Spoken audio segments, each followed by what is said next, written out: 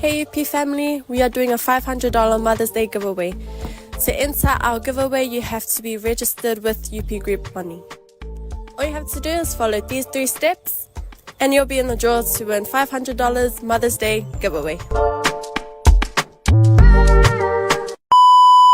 All you have to do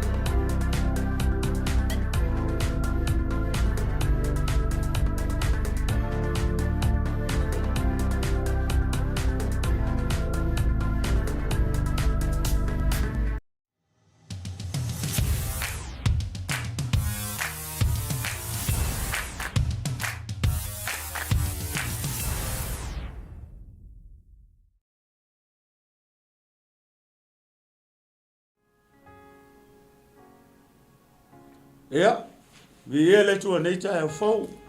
Leo wa tatou au lia mai le lofa mareanga lei o le tua.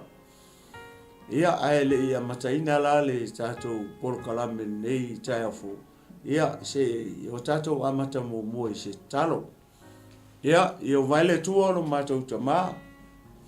Ai matou te le i whai o se ngaluenga pe tau tala fo i se upu le tai au nei. E momo lava o na matou o atu i la ufio. E momo lava o na matou tāpala ufisosoni. Ia ili nei tai a fau lo matou tua. Tama, ia e mua na matou vivi ia e i la ufio. E momo lava o na matou o vatu le vi inga i la ufio. Ona o lo alofa tu noa, malo wanga le lei ua mafuai. Leo wa matou feiloa i fia ai le nei tai a fau. Nina ua mou atu le pouli uli ma le pongisa. A ua matou aulia mai le malama fau le nei aso. Leo so e o le la i le nei tai au fau. I lona maa fana ma le mata ngō fie ma le lanu lau ava o la au ma mea na e whaia o le si o manga lo matou o tua. O me ia o lo whamanatu mai e ia te mātou lo siri siri esi. Ai lea ngata i lea ta mā, o le mātou whalongo lea, i manu whelelei, ngua lātou tau sangi mai lunga o la au le tae au le nei. Ma whamanatu mai e ia te mātou, o le pale alii o au ngā luenga lo mātou atua.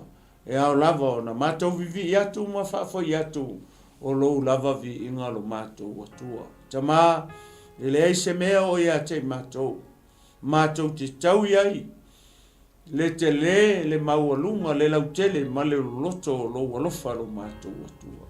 Wana o le leo lea, na e tu i to tonu o mātou tangata, mātou te wha leo atu ai, le vi inga ma le tau langa o le loto whaafitai i lau o fio, ia i le nei tai au fōku. Ta mā, whaafitai le mānawo le ola, whaafitai i le ola tulu tului, whaafitai mea uma, ua e tā pena ma e saunia mo i mātou, mo le nei fo i aso fou lo mātou atua. Ta mā e le lava mātou upu, mātou te whaafitai ai, le te le maualunga, o lo walofa lo mātou atua. Tau ia no mātou whape atu ta mā le tai au nei, whaafitai lo mātou atua. Io leo le a masauni, ma te tau talangia la upu le tai au nei. Ta mā o se ngā luenga e whai e fua, pe au noa malau fio. O le ala leo ua mātatalo ai ma whaatau anau ma o le atu i lau fio. Se au ina mailo ua nganga pa ia le tai au nei. E whetalai, e moli o lau upu lau sa vali se wha malosi. Ia ai o fina ngalo maloto o lau nuu mau tangata. Ai maise o lau e ka le sia pele le tai au le nei lo mātou atua. Ta māua mātatalo i le whaunga e te whau ai i mā ua o au mea whai ngā luenga. Le whaunga lea o e ngausi ai a mo uma. Le whaunga lea ufi ai i mā ua o tangata angasala. Ai ia ali pea lau o fio i mea uma i le tae au le nei. Ta mā, ia lafo i atu, i lau ngā luenga mai a ea. E te whetala i lava oe ma morio o lau upu le tae au le nei. Ta mā fsoso ni mai, anga lelei mai a i mā ua. Mai whaonga mai i mā ua o au mea whai ngā luenga. I lau upu fola i le tae au le nei. I lau suafa, maualunga lo suafa lau tele, lo suafa loloto, lo suafa mamalu, lo suafa pa ia le suafa, o lo tumu i le alofa, ma le alofa muti vale, le suafa leo lo matoli i o Yesu Keriso. Ua matatalo mavala au atu nei. Amene, ma amen. Ia, vi ele tu nei tai au fou, fia foi e whatalo whatu maleanganga whaloalo ia i lau tapo inga sa moa ia i nei tai au fou mai lava i maunga titele se ia pa ia maunga iti le tai au nei i lau whasausaunga sa moa. O pa ia mausa ia o lea le toi o iei ia se whamatalanga i le tai au nei o mai pa ia na fua i pa ia uma ia mate whatalo whatu ai maleanganga whaloalo i le tai au nei malo so fo manuia ia malo le langi mama ia i lau fa sausaunga sa mo ia i le nei tai a fou ia fa toa se fa talo fa i tai au nei ia le au fa ngā luenga pa ia le tua lo fa pena ia ona fa le malu ia i tuluinga umo hau te ora nei ia fa pea ia le lalorangi a toa o fea lava o e a fio ai ma e ta se ai se tu lo au pa ia mau sale tai au nei o le tangata o le tua ia fatalo fatu ia te o malo fa le tua ia ile nei tai au fo malo le on sai malo le fa pale ia ile nga luenga le tua fatalo fatu foi ne au pa ia ma le au pele uso ma tu fa fine ile li le au fatu tua le au pa ia ma le au pele nei tai au fo ia fa malo talo malo so fo manuia ia leo tato felo ai lumo nu ai leo tu nu ona o lau talo molia mole nei foi ala leo ia mane nei foi por kalame ia i aso taitasi e pe o le nei tai fo ia fatalo fat foi ia i wō ma paanga le Global Kingdom TV channel, ia o lo whapena o na lala, ia i tuli manu e fia o nei lalolangi, whea lava o au mawai, ma maua mai le nei whasalaunga ma le nei ala leo ma le nei ala ata ma le nei Paul Kalami. Ia whatalo whatu ia te oe le ua pele ia i le nei tai au fau, ia whamalo lango. Ia whatalo whatu fwoi sunga le whawhengainga ia wharechi ma le wharetua ia tise le no whaalo ia i le nei tai au fau whapea ia le ainga le alofa tūnoa, ia le ngata i te tonu o mangele ia whapea manukau ia ma seisi vaenga le ise tasi o au na le tua o misi atu ia te au. E whatalo whatu ia te o tōu le o whainga runga pa ia le tua. Ia i le nei tai au fau. Ia whatalo whatu foi tamātai e lia tawai. Ia o lo whapenao na fio malala tonu popo e Amerika Samoa. E le talitonunga ia wai maleifu mai whanunga le lei. Ai le ngatai leo le whamalolonga le tua. Ia te oe le tangata o le tua, whatalo whatu, ia i lau sunga taitai, le tatalo, ia i pēr le whamalolonga le tua, le tino, le mafaufau, ai e sili whamalolonga whaleanganga, ia te oe le tangata o le tua, maua lau tau whawha le tua, ia o wale tau singa, ia o le lafu mamoea le tua, ia o se whatalo whalea, o se whawheiloa ai, ia e pa ia male mamalu e mesa da whainga runga pa ia le tua. Ia i nei tai a fau o mai masani. Ia whataro whatu. Ia male anga whalora nei tu lao le tai au. Tui ne atu minute le sunga e ale aula. Ia whai atu ai foi sana whataro wha. Ia mesa le tapo inga. Ia aseo na tamafa le anganga. Ia i pua ia Amerika Samoa. Ia le avanoa nei leula. Ia le tua nei tu lao le tai au. Ja, ia le whaftai mo le awanoi le sunga te tai le tinu. Ia le tua. Ia, o nawa. A watu le au whatalo for te tai. Ia. Luia. Whapena ona. Whatalo whatui. Au ona le tua. Ia le li. Ia, mai se fwoi. Ia. Usuma. Tua whawhine le tala le. Loi. Ia, whanau pele. Pe awala ile mau tu ele nei Paul Kalami. Ele li. Ia, whatara whatu, tae au manuia. Whatara whatu fwoi mana tua pēa si o tu mawhale ngai. Loi, luia. Ia, o lo whapenao na iei sa mo sifo ni vai tau. Ele li. Ufuanga mga luenga.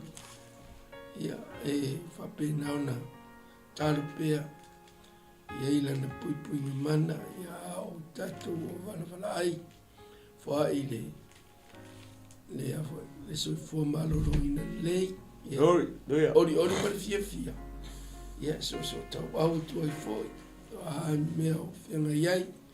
Whapenao na tatu whala tele, whai lori swafu. Manu malole li o Yesu Kirisu. Loi. Oi voi le whalongolongo mai. Malo le on sa. Ya la bartei mi fo iti. Whapenao na mawai nei am no. Ya. Tatu whalongolongo au whetalai le ngango le li. Ya wao tatu. E al whataro whalea. Tai lau su. Ja, ia le tua. Malo soi fo manuia. Ya. Whaftai le tua lewo tato e wheiloa e nei tai au fau. Ya. Le alofa maleanga leo le tua. Ma whanga au ali. Whi tau se le mea leo te tau mawhau. Ale au. Fore whapea uia ai ko e ngase po leo e fia alu e fia malanga. Ia ale vai atu le ai. Pia le o le tūlanga le na o ia oe a. Na iu tu ngia te tau. Ia, ia le tua nei tai au fau. El manatu male tentunua ia ole atato anga saulo le tato famalosi le tae nei ole a mose tato famalosi le tae nei le tusi le o te salonia ole te salonia la mua ona e lua ia ia kusi foi le nga ave le aposkolo I le ngu lea o Tesalonia a le mangai ai o kusi a Paulo I le ngu lea o le ngu lea nga nai loa foi le talia lo e tele o tangata o le ngu lea ia le tala leima le faol tanga fia o lo ka le langi pe o mena le sa tau mau tanga tau le ngu lea ka o Tesalonia ina ua malama ma whaalongo fo I tala le pe ua fia manga o kai vave o vave loa o nga olo I le langi ni pe mana ia fo ia to inga me whapea le au na pe o le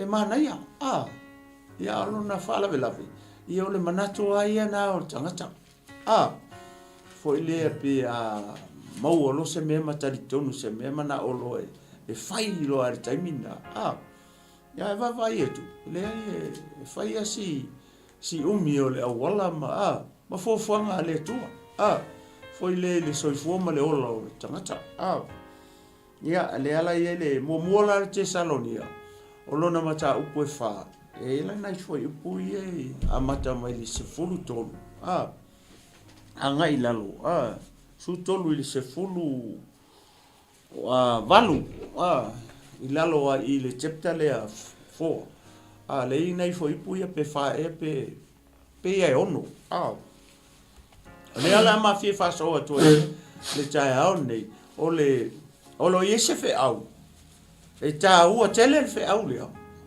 mo le au keusiano mo le au fatu o le au pele mo le au pa ia uso ma to fa fine ile kaini nge wa ka ko ye ta to tele o to ye se taimi foi le to e folinga mai foi le malu le ta to fola le wo le taimi foi le wo ngalu wa le ta to fola o lona winga o lo o fa manatu mai le tusi le apostolo Paulo le na ave a Tesalonia o le anga o Tesalonia o nu ese fo wale ko yaila se me ka o se ekalesia I Tesalonia ai faftai le tua le wo o mai le kusi le nga mai Tesalonia le wo o mai a ole ke mai mo mai tai oni ia mama ua le ole a mafa so atua I le tai oni o longo winga o le tusi le e a nga mo e a nga mo ma ua e a nga mo le tine o keriso e a nga mo le au fatu tua uma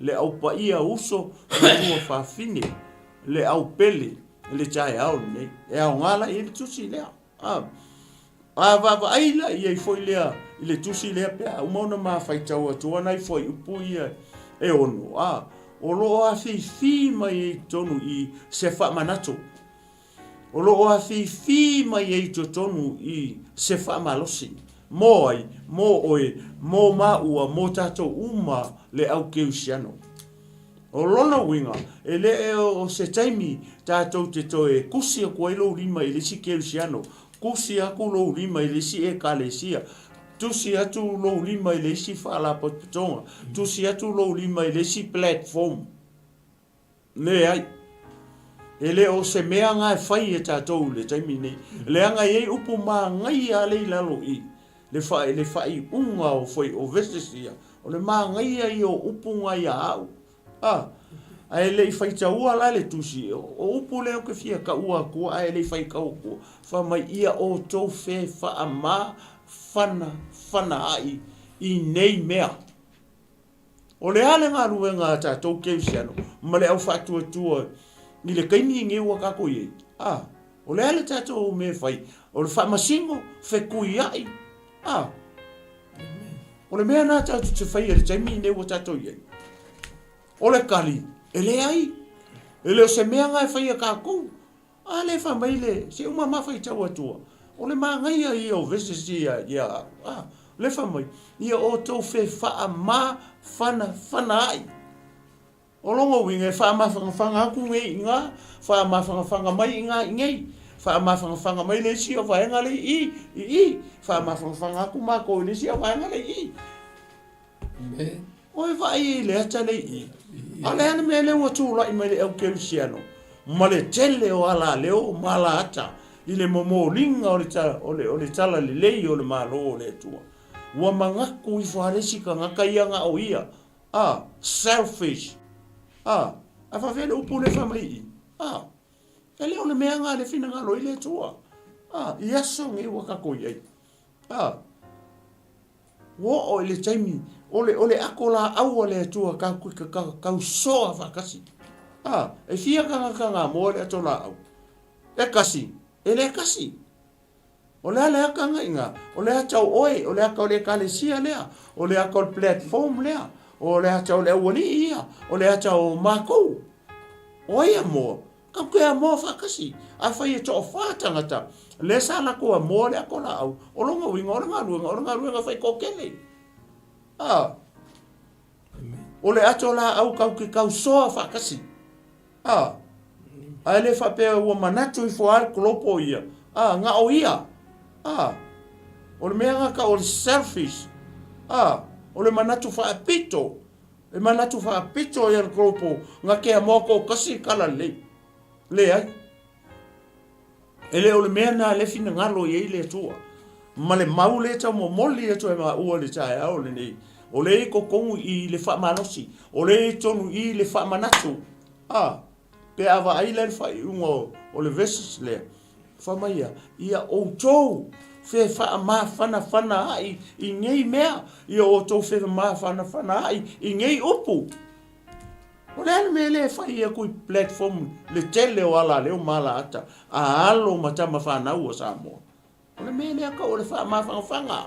Wha ma whanga ku, wha ma whanga mai. Whai mai sau ko mengi wha ma whanga. Ai o ke whai mai sau complain.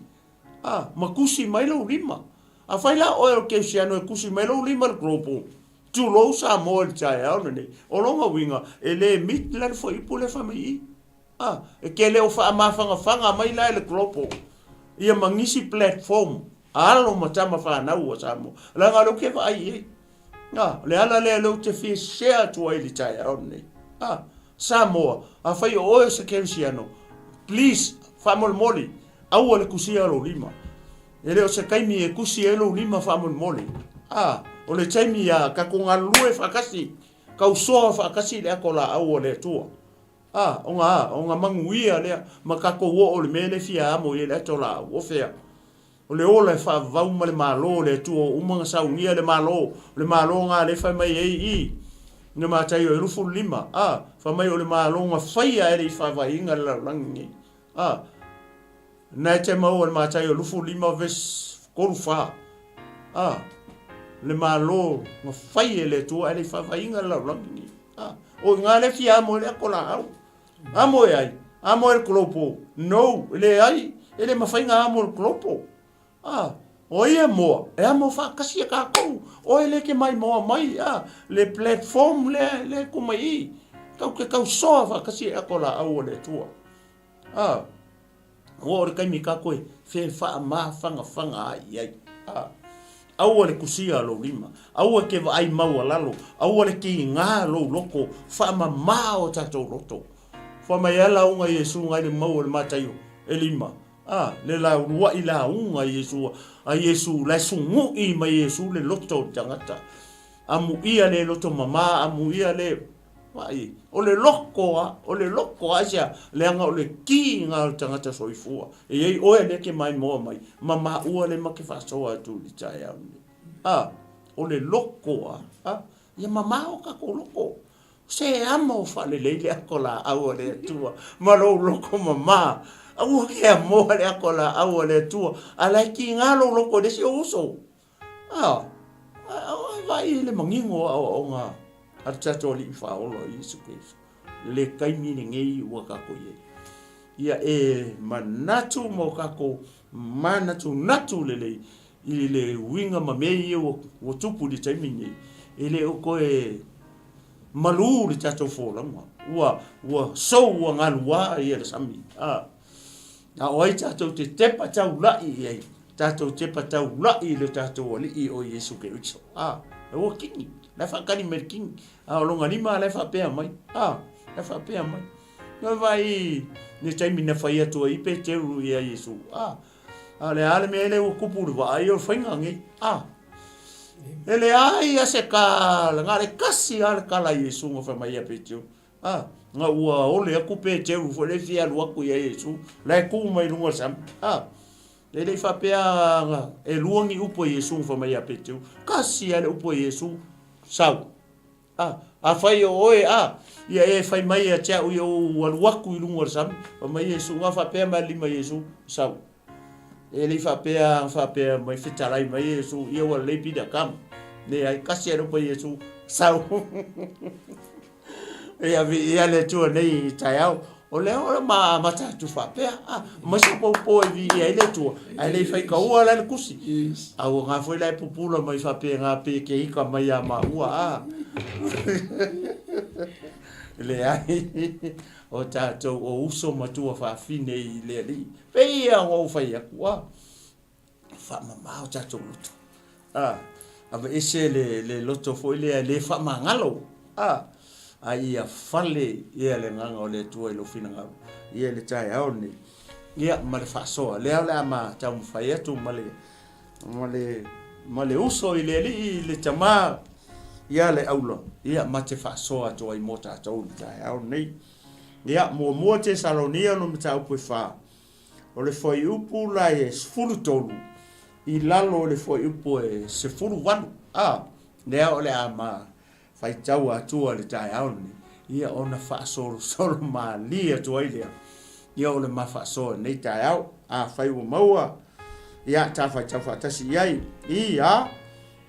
O te loto. Ina ia o tau I loa. I le mata upu I o momoe.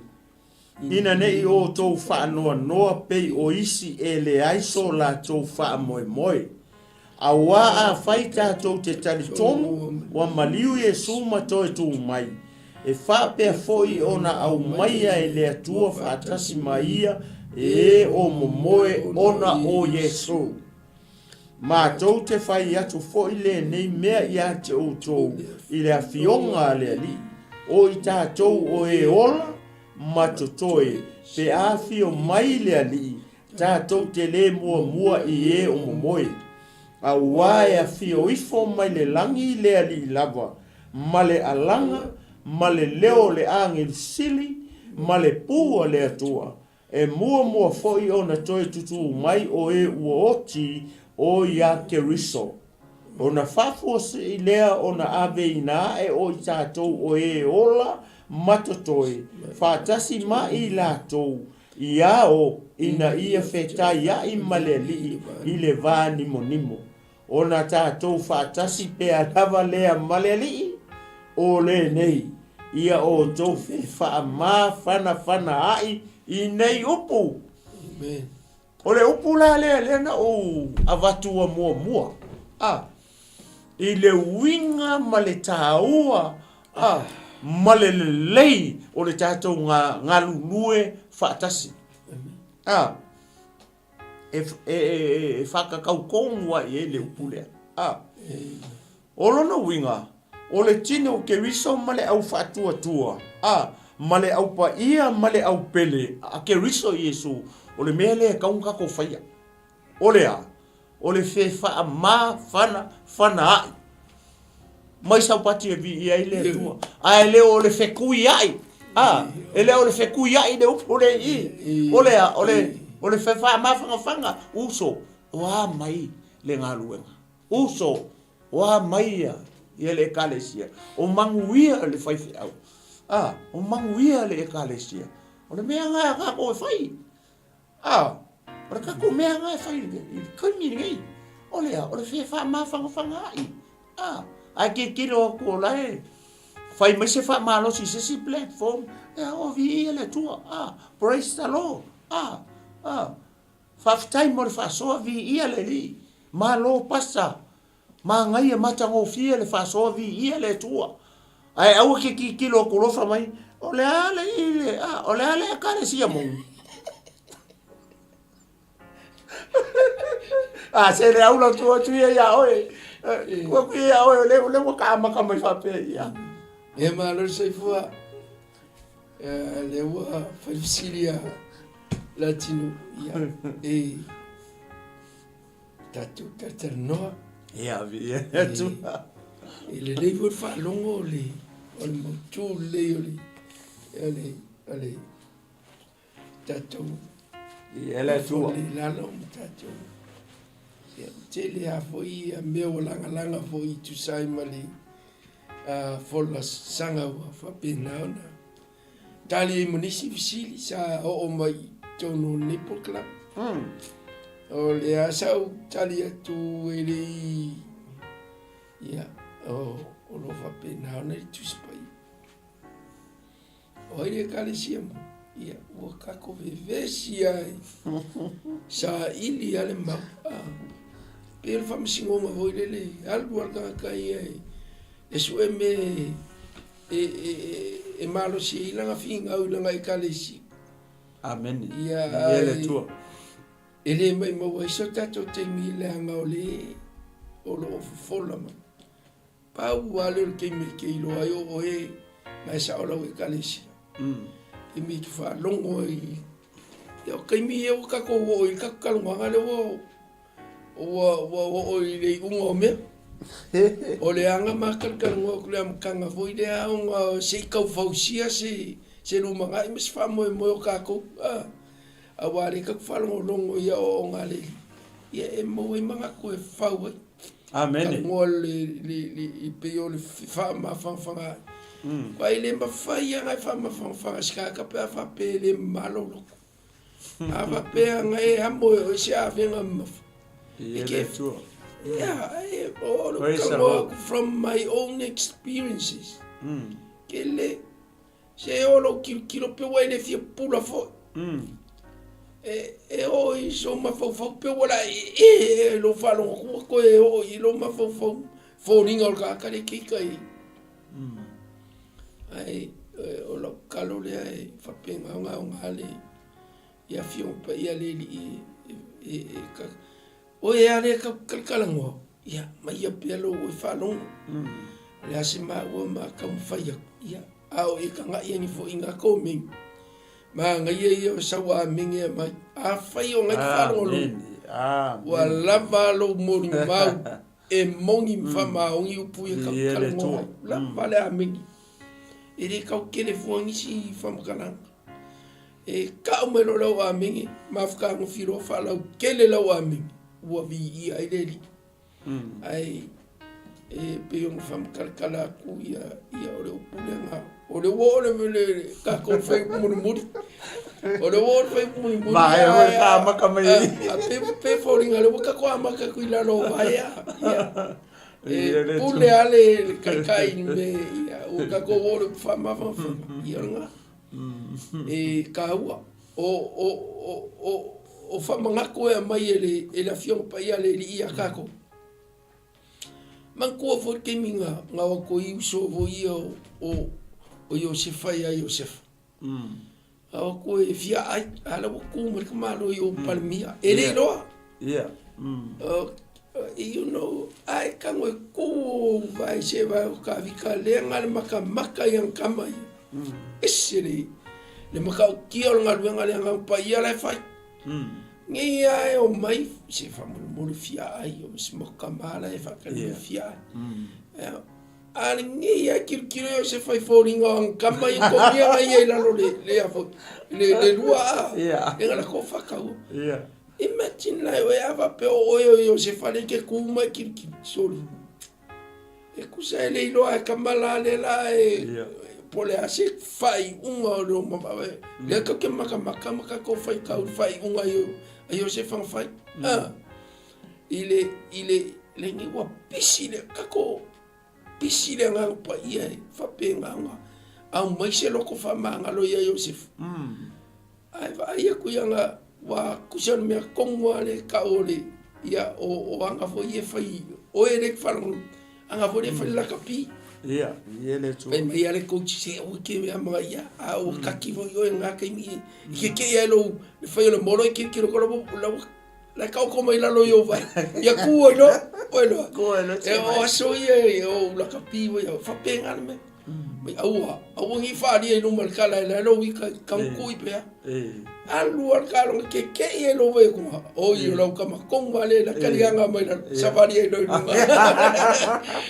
ole winga le ole se me famo mo ini no ese safari lo ku yo se fama ia vi ele kilo ku yo ngosongi ya le au fama ku ye ki o ngi kinga ia ai fa penga ngai wa na ngai o mer ku spai akako ale kasial kala le fe ko ngal kala i ya yo se fama ngos ai al falo ke lengo le mau ya fe fama wale mo fa ya ngai fama fa nga pele lo fama ole amakanga nga fe mer sa ko le aka ke fo i era makanga o kakang wanga o ele fa ngonong pe a fa yo e kuri loinga pe a le sakako sabalinga nga kako a makal fa kan sio le nga ele fa me le nga pa i ke o ke ama a e la ngonga ye se fa le kongo me ye ke fa no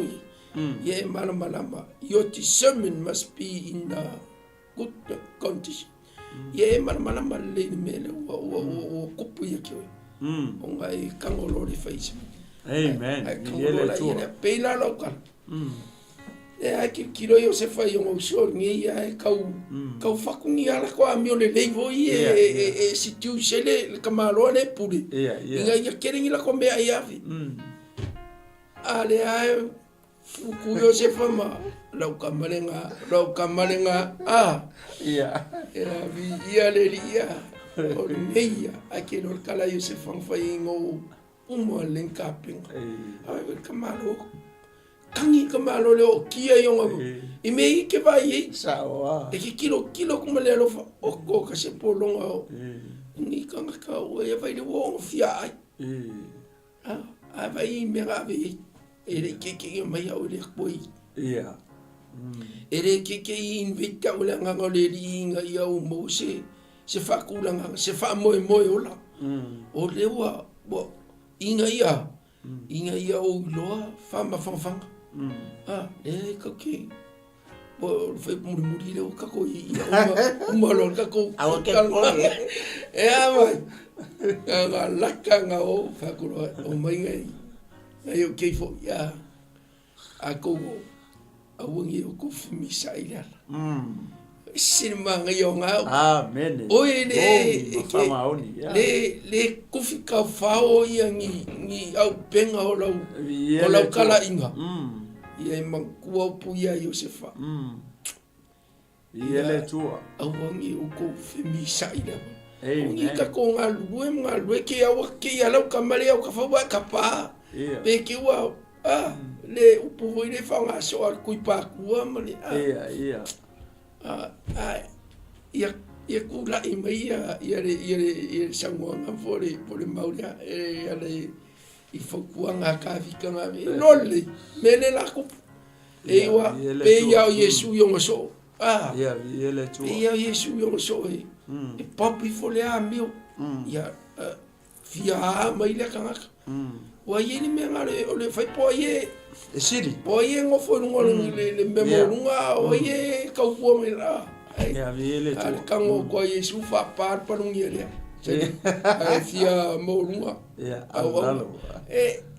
e fa penga uma fo kuanga le aka vi ka fai o ia yo se fare o fai ngai o isu vai a ko o le ala o ko fimas o ko femisa e lole le ri o ko I have to bend down mai a ka o kala ngia ya yo se fai le la rolang e fa mai nga fo musu ia le nga le ria ya kusikala kusi sia le nga ka wa le kakal ngo le palawinga le nga le maka la nga le la ya ke ra kungi fo isi au kala ila i pe yang kakal ngo le maka e o ya so Yesu ka wa ku kala wo ale foi fa como la usifia la mama Yesu o kala venga maka fica o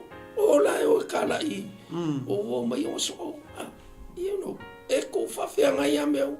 Le lai la kungi o le ki kaua o mangongi mo lau kalainga. Lai alungi ki kala ia e ke la kunga o ko kaini la i kakai. Ia ai e mangpua kalale. O le lai a. Ia o ko whimisai. Se le i au ala le li e abese i o e mga ame. Le anga le whai mai. Kaunga i le whawai le kakalangoi le. Whamoi moi. Ai whamoi moi se meli. E kaunga ngai kangoi whai le li se mea. O le mea mua. Ia manguia oe. Oe le whaila whai unga. O ke vai au ka whape ke nanga e ilango. Whawar ki a polo le makua a pisi ai o au ka wha. Kilo mai ala e whanga. Ia koe oso mai a mai le whama ngalo mani. Ia, le tō. Ia, o le haka kusawa ni mani muka kalangoa. Ia. A mai a lau whalongo ma ka koke. Kalangoa mai fo. Awa ila ngonga se mea au pasa palungi po i se mea o whamongi ai oi. Ngai ko men lava lau a mengi. Ia, le tō. Awa o lau whamongi le ria ka ua le kalangoa. Au mai sa ua mengi e mo maua. Ia on ka ko orea. Whafkai, o le mori maua i lea. O lo whape ngau ngi upu kalangoa. Ia, le tō. Ia, ia le re. Ia, whamaruru atu le aula. Ia moni whamaoni. Peo le o a mata atu i lalo i le. Ele a whai. Peo le nganga whulele ana. Ia o manatu whapea. Whulele. I le mele o le ngalulu e whatasi. Peo no whai atu whulele. O le ngaluenga le tua. O le kau ki kau soa whakasi le ako la au le tua. Awane i se manatu whulele a whulele. Whulele selfish. Foi lele i le au kesiano. E te manatu i folava oe ua ma whapenga. Whapea o le kalesia nei tulou. O le kalesia ngi ma le. Le ua o le taimi kau kea. Langa o le aka o le ngaluenga le tua. E kau ke kau soa whakasi le ako la au le tua. E le mawhainga amo ko kasis. Pe ko lua. A whai ko whātanga tai ngā moa o Salevi, le ngā moa le ato lau. Kuso le ngā kolopo. O nei ala leo ma nei platform. I ngā isi fo i uso le ngā lulue mei whapea. O le nganga lea fo i lea. Ia ai mesi ala ia le au keusiano mai latou. O lea fo i le whai mai ala ko mengi mea whapenga. E le winga lalo tala, e le whapenga o kolopo le whai ei. Ia winga ia ma mio ia tangata whapea. E atangia mai ei, ma whakau mai ei. E le o se kerisiano. Ai a whaifo i o se kerisiano. O longo winga. O le wa ngofo ma wha masingo le se kerisiano. O longo winga. Lua. E atangia mai i ngāre kerisiano lea. Le whapea ma na komengi manga mea. E whai mai lunga o le platform. E le o se kerisiano.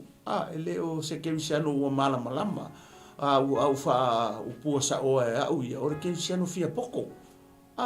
O le kerisiano fia makamua. O le kerisiano fia iloa. O le kerisiano fia amiotonu.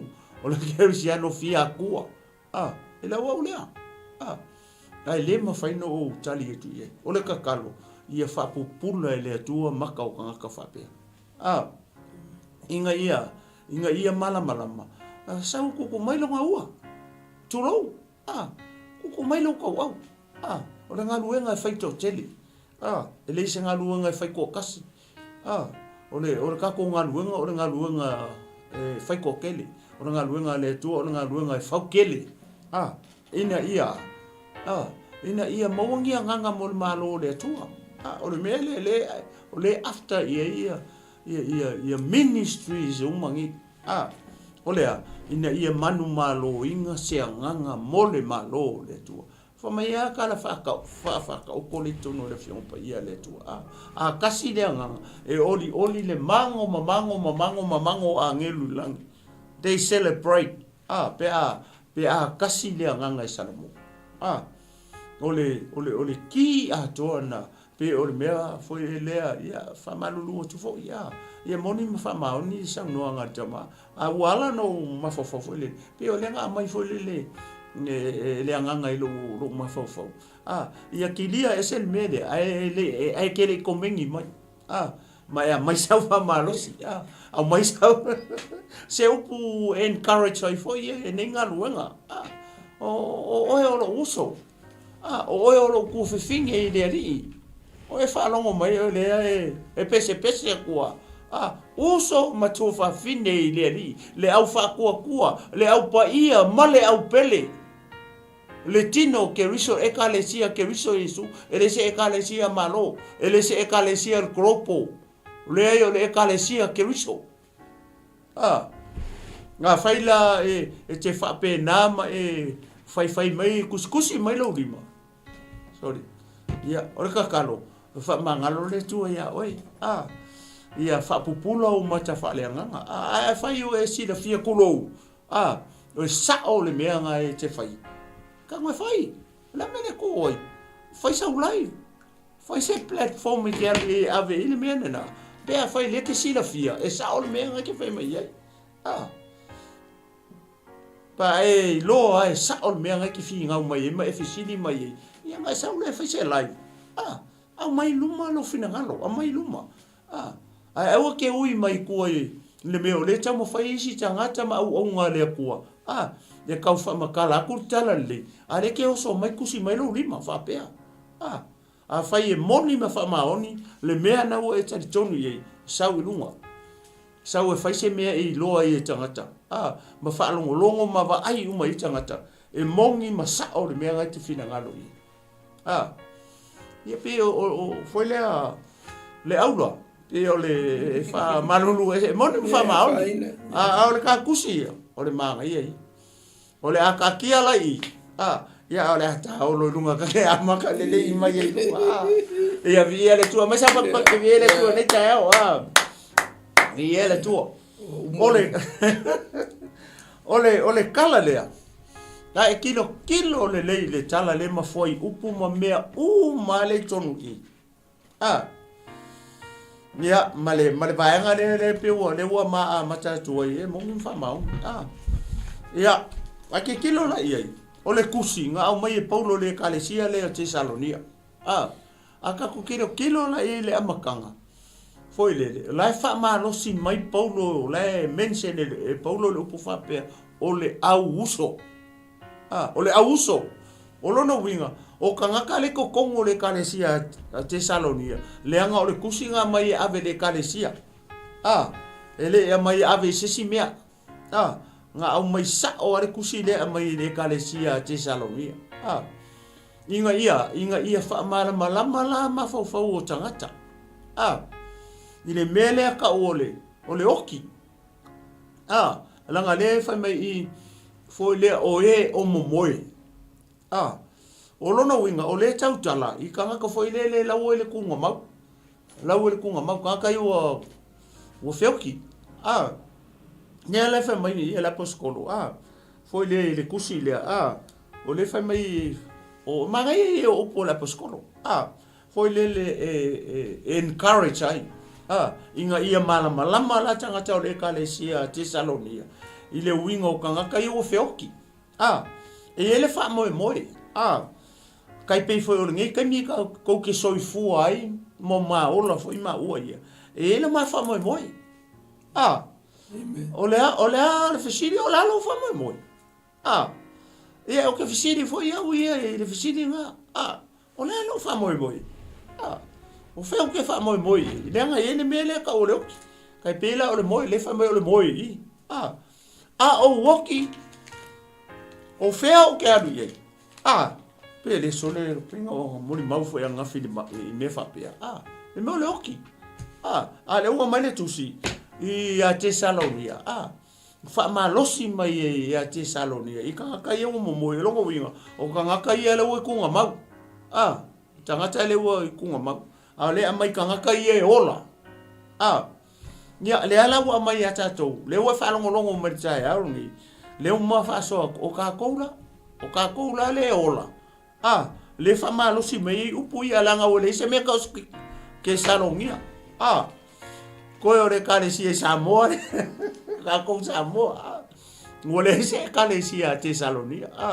ia o ke saloni ia la ua pule ai ia musalemi ngi le kaimi ngi ai vai lai kusa ere ia mai kanga ka woki lenga mai kanga wola ka le sa ola le ka le sia te saloni le kaimi nga ale ala fa mai la poskolo Paulo foi le fa mai o te loto ina ia o tou i loa le au u soi vai le loko o Paulo vai le loko le apostolo fa mai o te loto o le loko le apostolo inga ia i loa o kou le au so inga ia i loa o kou le au paia ina ia i loa o tou le ekalesia a keriso vai le mangai o le whakaki yanga le apostolo kusi le makanga kusi i vesi le sukoro fa melo le o apostolo no mai ile mata upu ie o moe le maka upu ie o moe o le loko Paulo inga ia i loa mamala malama ele au uso male ekalesia matangata le kokongu o le ekalesia i te Salonia le winga o le mele ka o le moe po le winga o le mele ka o le oki inga ia malama mai oe malama mai o malama mai tatou malama le ala o fa matala mai le apostolo fa mai ile mata upu ie o moe ina nei o tou fa noa pe o isi ele ai so la tou fa moe le ala o so mai ai mo mua kaukala mai ili tangata ya no mai nei o tou fa noa pe o isi ele ai so la tou fa moe oe vai ina nei o tou fa noa o longa winga aka kikilo fas fai kaulea fai o le wo ki se pele ia oe o yeso fa moe a wora ki fa ngongo nisi upu ia pe a koe refresh le fas fai kaulea e a uaia o lona winga fai se kara fa kai le la fa kai ia ko fa pe fai o lo ko rua wa le wo ki lo ko rua fai o lo ko rua le wo ki sa iai se fa moe ni lo ko lua o longa winga fa manatu mai ya te o ala ke popole au ke popole ai sia langa la woki e fa fingi ala sa i lo fa moe o longa winga la ele ai ala se me popole fo malo o ke le popole ma o ke le popole foi o ke malama le maunga to te lo sa mo fa sa mai kala pu ale inga o ki lo ko o ke le kangi la upu mongi le fa ku ya ko o ke le kangi sia le anga o ke malama mo ulo le mele la anu i ki nga o dai pa o le mele pisa ia ke uai o le mama fukanga le kingo o separate ma o le tua o lo ma fa la ke lo le mele wa le kinga olea o ngore fa moe la kai pi o le mele ko mo fai apostolo i fa malama mai loko tangata o le kalesia i te Saloni amen o ko ke pol ma ga ia fa mai ine nei o tou fa no la moia o ko ke fa ngongo o ka nga kai le mine le mele pe o isi o le se fa moe o kanga kai la ku ke le loa ia kanga kongo ala ia le ave upule o le fangongo au ato te fa no te Salonia ke Luciano o se gato fa tu le uso le tu fine le tino ke riso le upa ia male au pele le kai au ni o ki se pele ia ke oi au ke fangongo ai se ale fa mai pei o isi o le ai se fa mo oi o ise ka ko fa moe ka ko fa moe ia malama la i fa moe le sa mo le au ke siano le au fa tu o le ke mai mo me ka au ni mama o le ke fa so o ke lo sa mo ma o pe o tala i o ke fa ku so ia o ko o le situation ya ko sa ima o mo lo so ku sa le ya tonu ya ngale malbia ya fa ya tu fo se mo o tama ai se le nga kukusa le situation ne o mai ai o la o tala le o mo ni mau ke ri fa ngo o ke le kangi ai sea langa lo ke mara malama i ka ko fa moi o le vonga ka ko ngalue ngalue ma au na ma tau tua i le tua langa ele me ke fialu ia o fea o le ola fa vau ele se kanga ke ngalue ngale tua e fialu se oli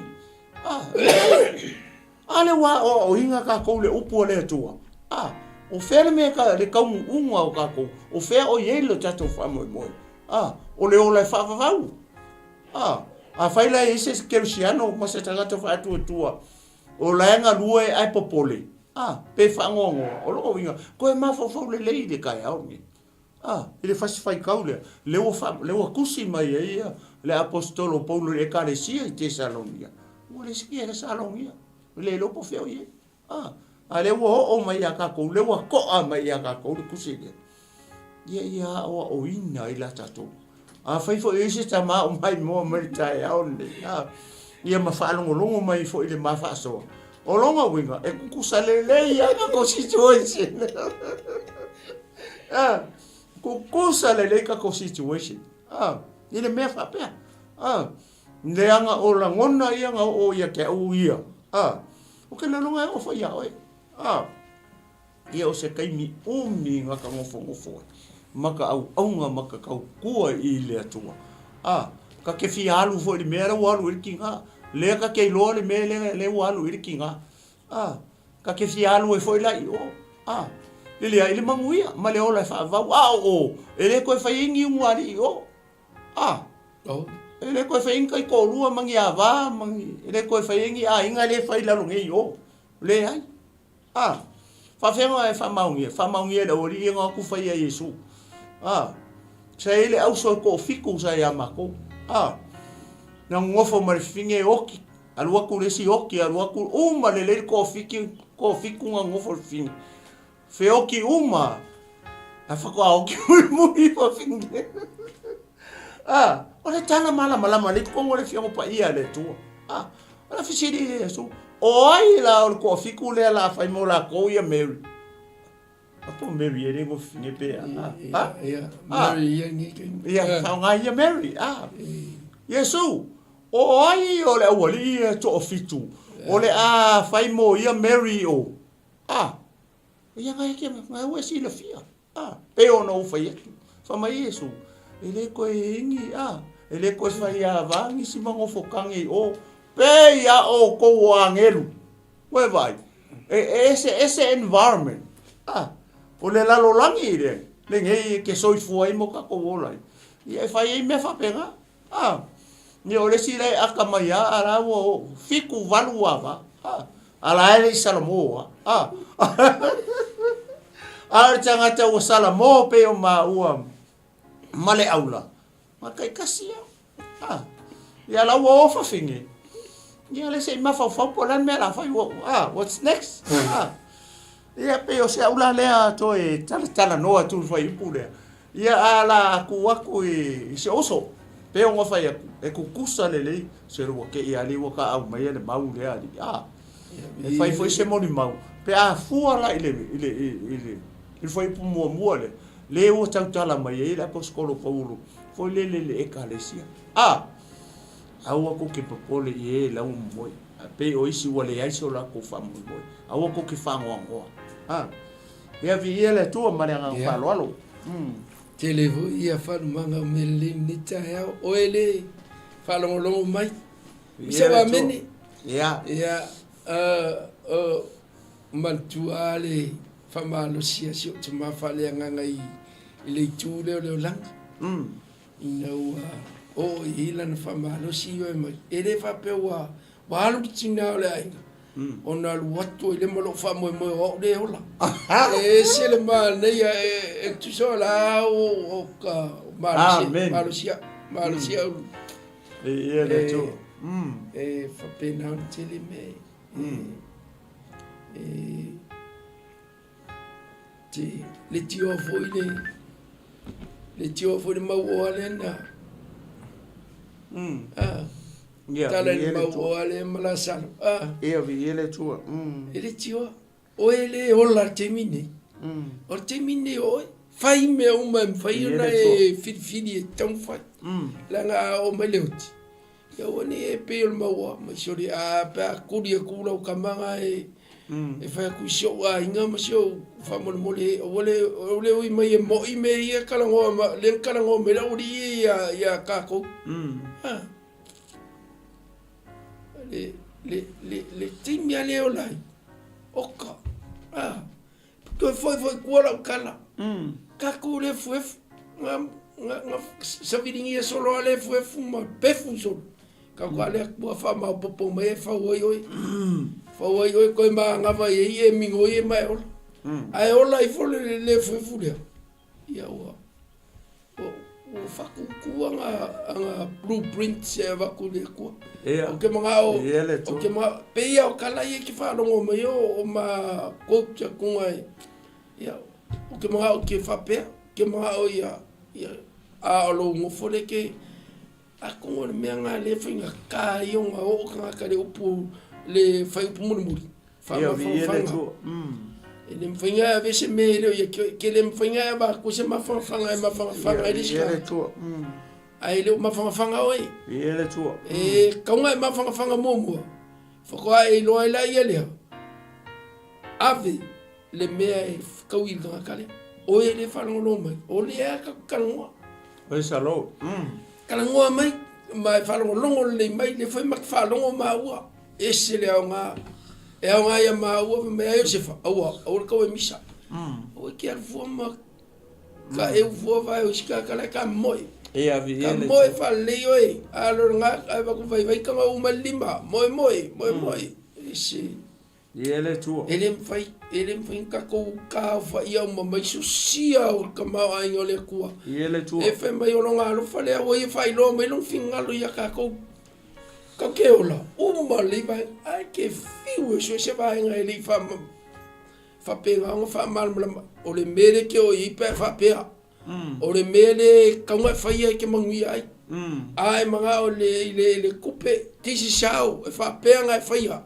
pe nga ka ngo inga le ku le la fo e uma me nga fa mangi mai fa ka ko mai le o numa ala le mai ku spaia le written word a mai le kango suis a oela le farongo longo mai o le ka ko me nga fai o le me nga fa ka sia ka ko che ye li mai fai ka ku spaia ele ngar fi o le ya ke le kala mo nga me o ni fa pe fa li dia valesis amen ya la ngonga ingel le ke ma fa le la ave ma fa lis ai o lo ko ya ave ma fa lis ele se meu yawe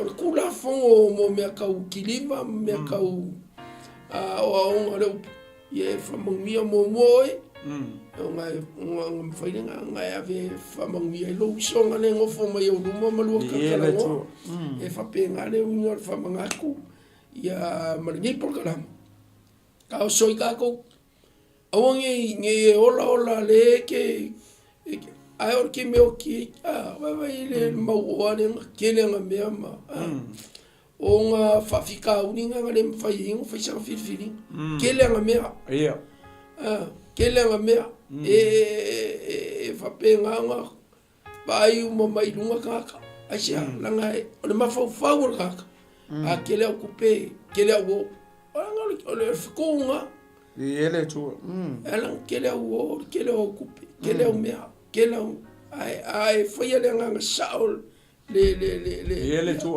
ba me ngai yeno mawa asia la le kalo ma lo me mai o ngi am bisi poko o ngi am bisi se ma onga o ngi me kele o mea la ngi ki wo ma wo ngalo e oka yo ma onga no le lo fa ku le oka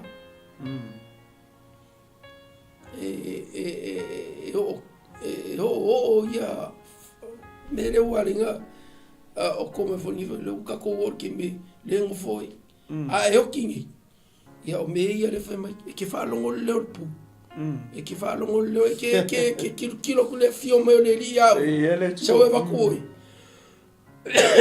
ya family le mo ci e lo po fa per ka ko ainga ranga maliu se fai ako se o kari se o afinge ale ngo foi lu mala uri inga fe mela ko kala fai e moi mela o me ai ale la le wo ngo fo ku le wo fa penge ku ngai kala ma wo o ngi yo mai sis o ngi yo mai sis me lo ke ai ai ngo fo fa lo ngo ma wo au kala ma lo la ngai ki o lo ye le anga kala ngo ai la pasco ka wo te ole fa marki la so ma wo ngi ki wo o sa vali lunga o baku uno ka kama e ke o mga e fa pela wa mi ai e mai le me ka ma me ai ka o mele aso mai e fa penga nga mai se loko le lei o ke o lai nga yo waso amen mai fi ale a ole a ke polonga le a ke ngo fole a ko ngo fa fa ngo se kele mo mu ya kupe na mau ala o inga kako fa pouco a lu vai mai boi e mo i ari seuri ya alu long kaimi vai lo kaimi ngai o me ka ma fai e ka uma fa ko lua me o kalango so foi la kingo le me ya o le kalango ko o me ka ma fai ai mga fai ko lua nga ama eu ka John Reese ai le va pe la e fai me que fai ele ai e fa pe ngale ngole ole langa e fai ala wa fai uma me ka mo fai eu fai uma ya o ya wala nga wala mai fulki apolo fe mai suri ya o ila ka ula ma va pe ola ka la ala nga la fanga se ma kau kia se ma kau kia o finga o ka mo me voi la ke mai ave mai ya e sa so wa finge fo ala ila fanga o kamala ki la ya Yele tu fa mo yele ni ka no o le ka yele tu sa o le ka kala ngoa ma ko Yosefa malanki mai nga yo so ya mangkual mawale woki ya o ka upure ka kalngoa ya o ene nga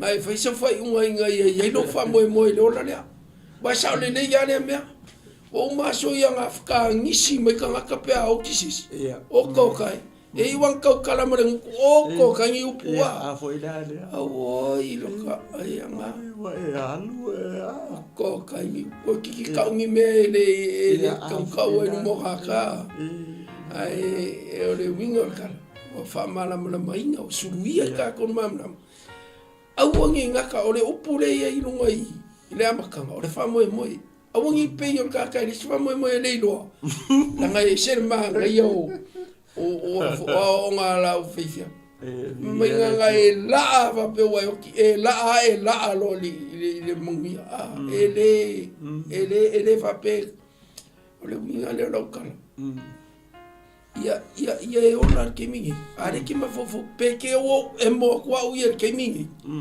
o ke mo ba o karikong ele si nga fango e kam ka ko fifia o ma e o fa mo fa ko ale ole a wala o sa miele o fe felis ka yoki ole makua fe va ile su enga o fofo su alu fa mai ana ole me ale e mo i ole me kam fa su e fa pele va ole me kam fa ilo kam si lo so fo malo lo ina ai fa mo lo i lo ya wa fa penga no le tu ai avea o maka ka keilo e ke ola ai ke mi e fa penga un kilo ko ka kana wa ve ser manga mali au o finga lo le ai le so kanga oli ola ni me le fa malos keilo e keilo le ya ai o kingi a le ki fa le ko e keilo le mi ke oi nenga ya linga ka ko kala ngoma kako kai miuma e le ki ofa ko inga kako ia e makua ko anga e whakumba winga lau whaolakanga. Wa i kango e ngalue. Ngalue lau whaolakanga ao e hola. Aisha, nanga o ingai e risokanga mali. Mali whamoe moenga le whakari mai. Ai le ngalue e inga lau whaolakanga. Awangi ngalolo rua i alofa. E sia ke leo me auha. Awangi ngalolo rua i alofa. Awangi ke minga kangi mai la ngonga inga le malo le li wa invejo ka ofi lo inga lo o ko fa poi si mea na e mal fia poko nga na ka unga ai e makua savali mai lo fe oi fa ka si ho mele ngum mele ku mele ngum ya wala male me ole ale le va ku o sui vole me manga ye nunga le kaka o le poko nga mai le ku Ia le tua. o le o kamau ainga nga mai le Praise the Lord. ia ele you know langa le ang kakaloa o le kakaloa le me awa o ngi o maonga o inga o ngi o maonga kele keo Ia le tua. ia papenga umala falo mai oele ia mai share tarvo Ia le tua. e la wa ia va in ma por kalama e jacket le o kalamo te ai le fakwa o ia o e voi le farko rua mo ko kere ka mai ki ma fa penga e nga ka pungi ke ngo fa o ia ma fa nga ma kere o mai ka e o kungi ni o ngala au ngi le ai ma ki o mai fa ka o ko mini ma olo inga ia fa penga nga Ia. so we didn't hear kaninga fa longo fa ile so we fa Ia ia le tua. ia le ni Ia. Matanga o fia na ua. Pelo ka whalongo longo. Ko li le aula li pe o tau a. Waka o i me o kai ko alua li tamata upori. Ai ango mo ko ne mo fa ko o la muri mau.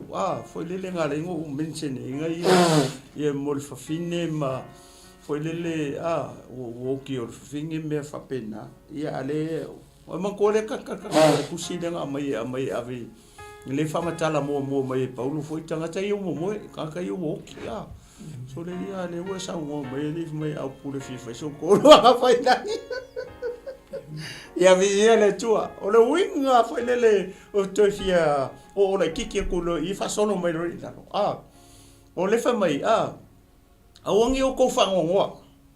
Awangi o ko whangongoa. Aisia, e pei o isi ua le aiso tau wha moe. Pei o isi ua le aiso la tau wha moe. Manga iei o pui. Au kako, o e le ke usiano. Le ke mai mo Amerikai, au ngi mama ua. E lo kako wha moe. O whele kau ke wha moe. O le kau ke wha moe le ola e wha moe. A faila le ua wala au ia le tua I le fafinge po se pele ia oi. Po se akali por kama por kinga po se fafinge. A le fa mangaku mai le mangde. Fa manatu mai ia oi. Le tangata ia lo fa mai moi.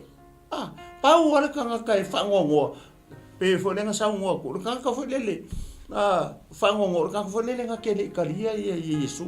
Tangata nga kele lo le tua.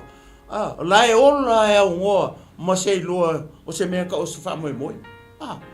O le kusi le ngā mai le au keu siano, ngā mai le loku, ngā mai le ekalesia. E le iau mai ngā ave kulong sa mo mningi ka eo. Le iau mai fo le ave lau I ori siopi. Le ai ngā mai sao a le kusi ngā mai sao. Le ala u wha malosi mai le aposkolo. Le wha mai le au uso. O ai le au uso. O le au loku. O le kalesia e o le ke mai mo mantai ngi mama ua o le mai ka ko ulango ka ko uso matua fa fine le mai le kusida le ala fa mai au ko ke au ko ke popole ye o mo ka ka ro fioki a fa le o ki lo ko lu a fa o ki ko malo o ki fa fine a le I lo fa mo le ala fa mai au ala ke fa ngongo la ngai ka fa penga la fa ngongo Oi te hata I whangongo. Kanga kai leise wha mai moe. O ele ke mai moa mai, mama ua le wha soa. E loka ko wha mai moe. O longa winga, e le la se mea ma ke papole e fua. Ai sea, le anga e loka ko wha mai moe. Le ala e ke soifua mo ka koula. A le ka ko ilo o ka ko e ka ko fa mo. A wala ke popole pe a fai o ilo mo mo. Po mo mo kinga, po mo kama. Ya. Fa mo la ko. A ka ko le ola. O le ilo ka ko fa mo. A fai ke si da fia o le tamala o mo la walu i o le ngo fo ngale. Ia fa pe nga fo la ka ko. O ka ko fa mo ia ka ko ia fo e ngo fo ngala o mo e kinga pe mo e kama pe mo e lo o makua. Vai na manga ia mari mangingo le o ngala poskolo po. Le ala o la ka ko mai lo la lo i. Ku ia fa mo o fa mo o fa mo e la to te loa ia le tua mai la ko la ko kali Yesu talia le fa o tanga talia le upo le tua na le vai nga le popole solo la fefe o i solo ia o le menga le mo o le fa ngo o fefe o le fa ngo e mare fefe e fefe le oki pe on sa ngo le ula e fere lu eris ka e fefe oki ai manga o ka kulo ma lo faitu na na o le olanga ma ko inga o le kingo ai fefe oki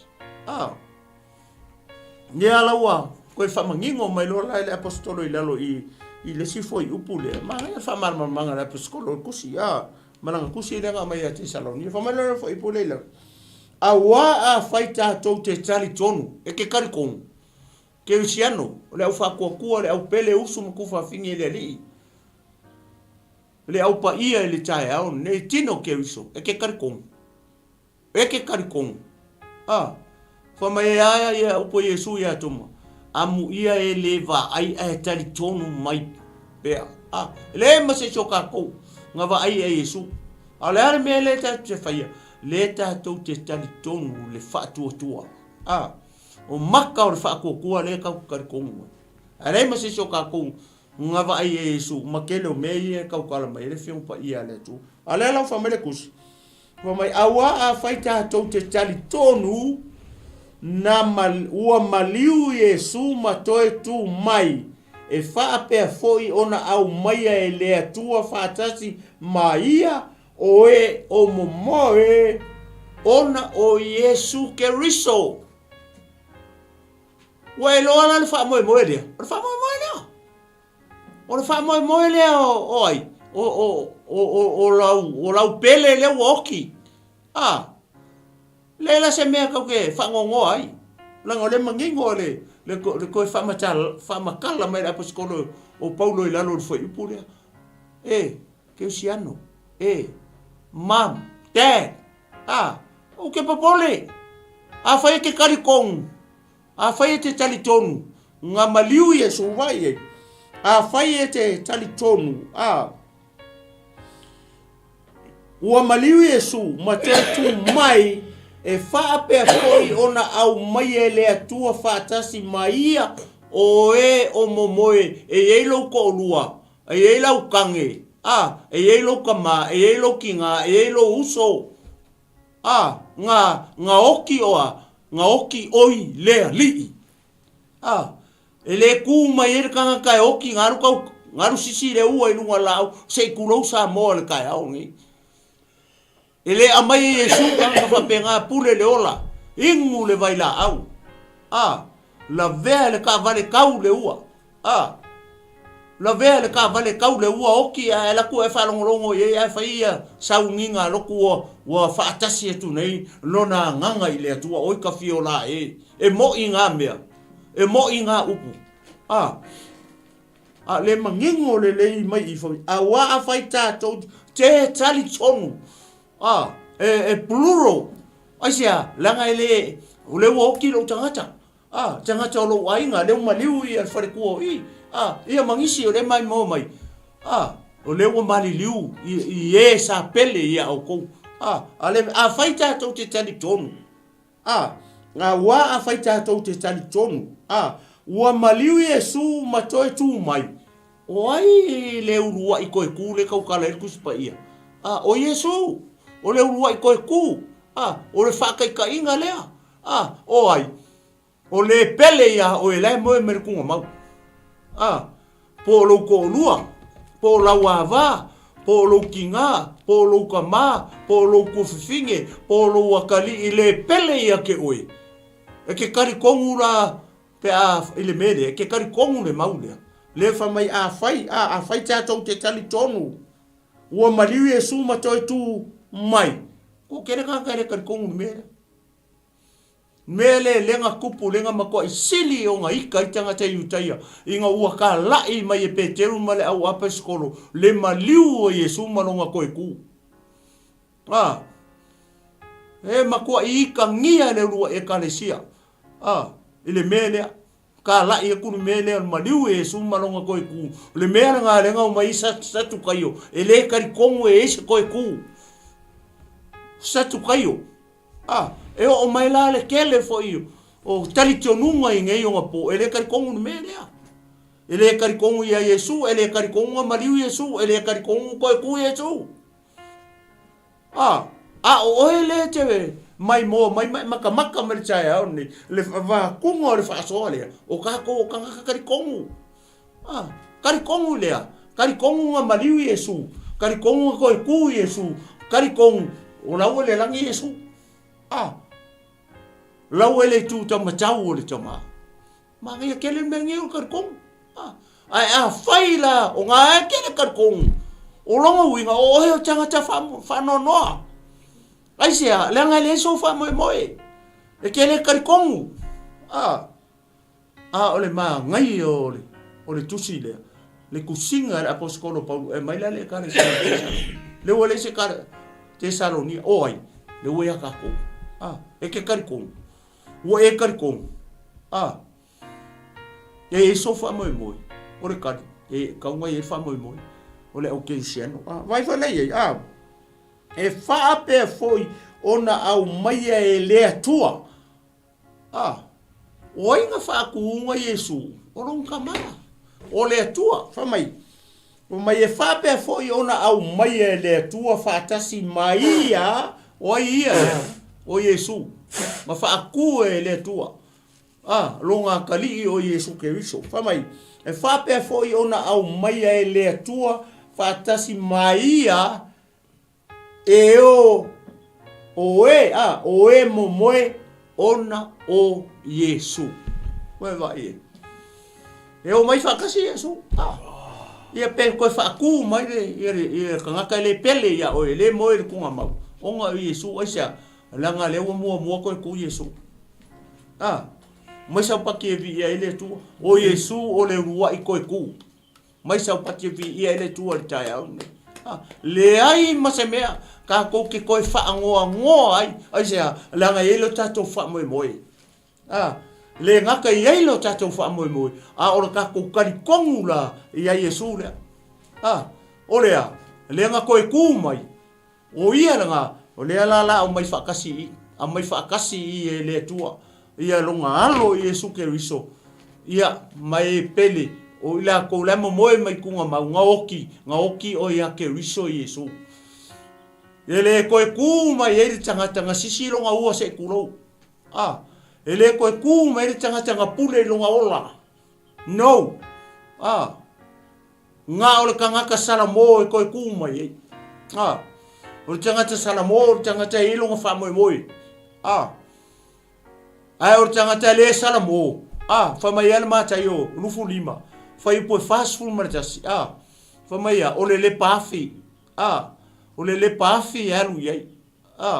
O le paafi. Ai whai kau le ves nga. E le i whaia e le atua le paafi. Mo se tangata. E le i whaia e le atua le paafi. Mo se kangaka. Pa e whai kau i e le matai o ngā rua lima. Longa foi upo e whasu makasi. Ngā whaia e le atua. Mo ai. Mo ke mongi manga a ngelu. Mo sa kangi manga au. Ngā whai whapi koa e le atua. Le mea ka o se oli ma le paafi. Mo sa kangi manga au. E le i whaia e le atua mo se kangaka. Ua e lore mea ngā whaia e le atua. Ngā ke maua i ngā le whai upo e konsu ma le whaan matai o ngā lufu lima. Wai loa. Wai loa le mea ngā kāpenga e le atua mo oi maa. Ua e le i whaia la rangingi. Ngā whaia e le atua me i e lua. E le i whaia la rangingi. Le koki soifua i ma maa solia fo i e maa ua ia. O le maa lo o le atua. Ta mai ngā uru whale mai o kou, le manguia, le malo lele. E whai ma o kou kofi, ngā whaawai inga, ai le whai e le lalo langi ngi. Whai le malo ma le ola e whaawawau, whai le pāwhi, mō sa kangi ma ngā angelu. E le whai a mo, e le atua, le mele ka o le pāwhi ma se oli mos kangaka. Ngā whai e le atua longa malo mo oe maha umai kako uma. O oea, o la e alu e le pāwhi se kurour ka e au ngei. Pe ae le sana mo. O le ale upu mua o le kala inga. O le tala lei. Ngā ua saui o angi e papa kiso ka lai. Ngā ke mau le matai e lua longo whai ipu e lua. I nā sala mo ia o tau lata mai le malo o le akua. Ngā e oso mai le matai o tolu whai ipu e sufiku sau i e su o upua e kasi. I nā sala mo ia o tau ua o mai le malo o le atua. Pea vai e kako maka upu. Oka se maanga. Ia vaisa mo ke viele tua. Amen. Viele tua ni tai au. Amen. Whamangui aku le tua. Sosoangi aku le nganga pa ia o le tua. Ia whaalau kele aku ia maka upungi. Lea ma ke whaasoa koe. Ngā o se vaenga. Au le ngā luenga le nganga pa ia. Ngā ke whaamalama lama le lei. Ia lo fina ngalo malo ma fau. Ile maka upu le ua ma tana noa atuai. E koe au mai e le atua. Lau pele. Lae okipo, lae moe le tunga mau. Onga o Yesu. Ai whai e le au mai e le atua. E le pele ia. O longo winga e le mele whare kong. O winga e le salamor ki ngā le salamor ka maa. E le salamor le kali e le salamor le finge. Kasi le mea kaunga makua i malama le e tatou. O le urua i upu le o le tala, inga o le tala le i nā sala mo ia o tau. Ua lata mai le malo o le tua i oange, ai sau Yesu i nā sala mo ia o mai le malo o le tua. La kako o le sua ipu, mai sau pati e vi le tua. Sau lola ia, le fo ipu e sufunu lima, le maa ngai ia. Le la mata mo fai ia e whamtatala atu, mo fo ipu ia. I ona tato malolo e lola ia nei tū laudas. Wa mai fo ipo sulima.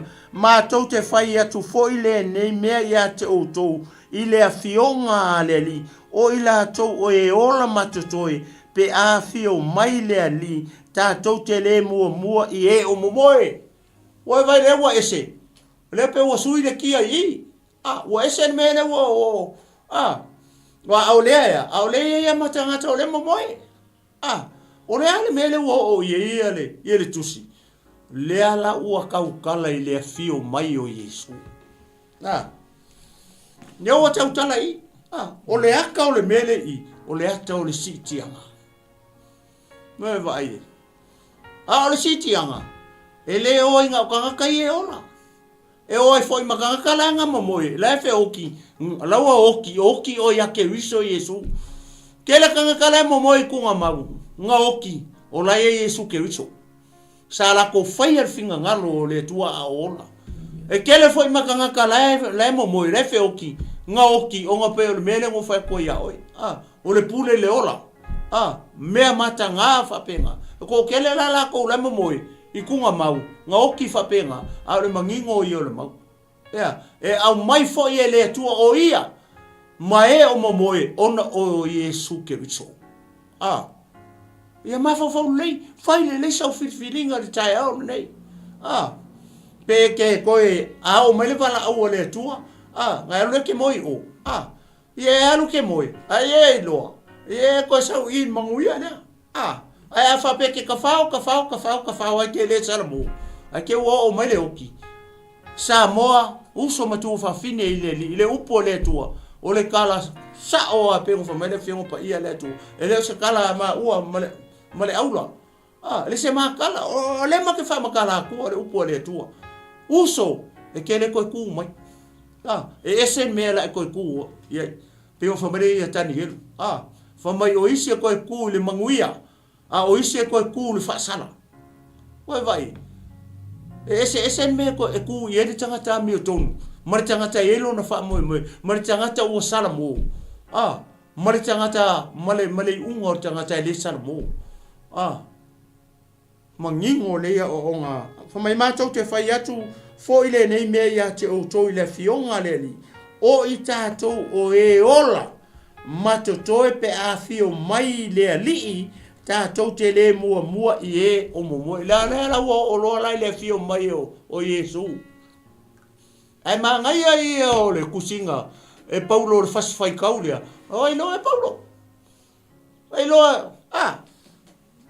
lo e Paulo e aluaia fa fenga i lo le fa mai matou te fai atu foi le nei mea ia te outou i le fionga le ali o i tātou le waku e Paulo mai e kokongu o i tātou o le wakango Paulo ku i mai e kokongu i le Ekalesia Tesalonia oe vai e ma ngai o le tangata ngā kei loa ngā kei loa le mea le kaukalai pe a fio mai Yesu ma le oti la ma le madiu ia mari koe ku mai le aso la le ala fio mai le le fa mai o i tātou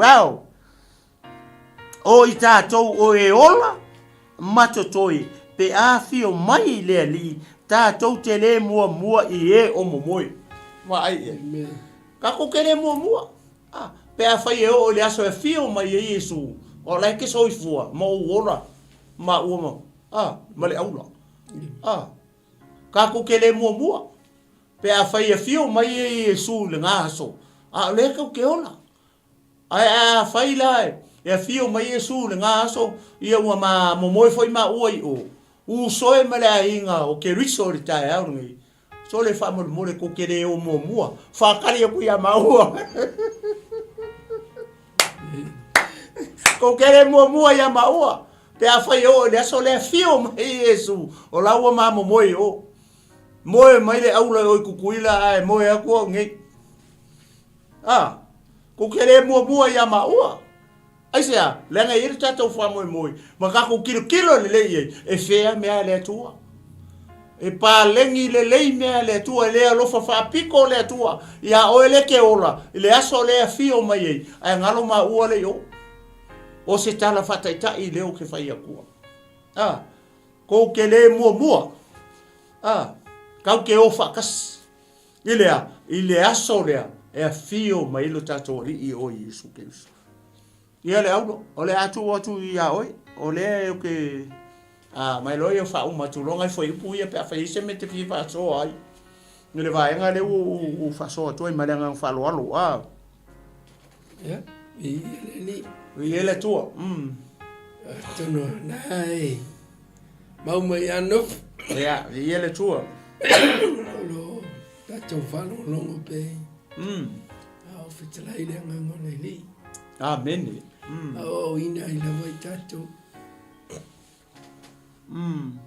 fia lava ale a fo i la ue ai fo i ati oe lava ia ini fale tonu mani fafikauli i fo ini fala velave mai sene popu le tua e savalia ne vaita e ia le timbali amen famaoni ale li na te mai ala lao e fapena ona lua fafsanga ie pauar mer tala loloto e te tonu mai e nga wai e moni famaoni e te moleli ia tio ia e te tonu o se soan sili le usauni e le li moe glory hallelujah so e tawona e sa ili mai o feo ele le avanoa lea masi malama muititi leo la le loto tanofo i leo langa sa ima ele fape wa atoto pe la po ai tatu te matai tua ia awala usauni ele tua praise the Lord po se stangat le lo po se au na le tu le lo voi po se por kala mai lungo le tio le lo voi po se pole ala viele tu awala mai awala se mai le ma fayon tato ilo le angai fai vita titilo le fetu mal masina fa tala mai foi fia Ia vi le tua. Whamatala mai le tau tio le tu. Ia tele so se mea tiro iai. Ia mautino pete tiro atu le papua le te iai vatu le.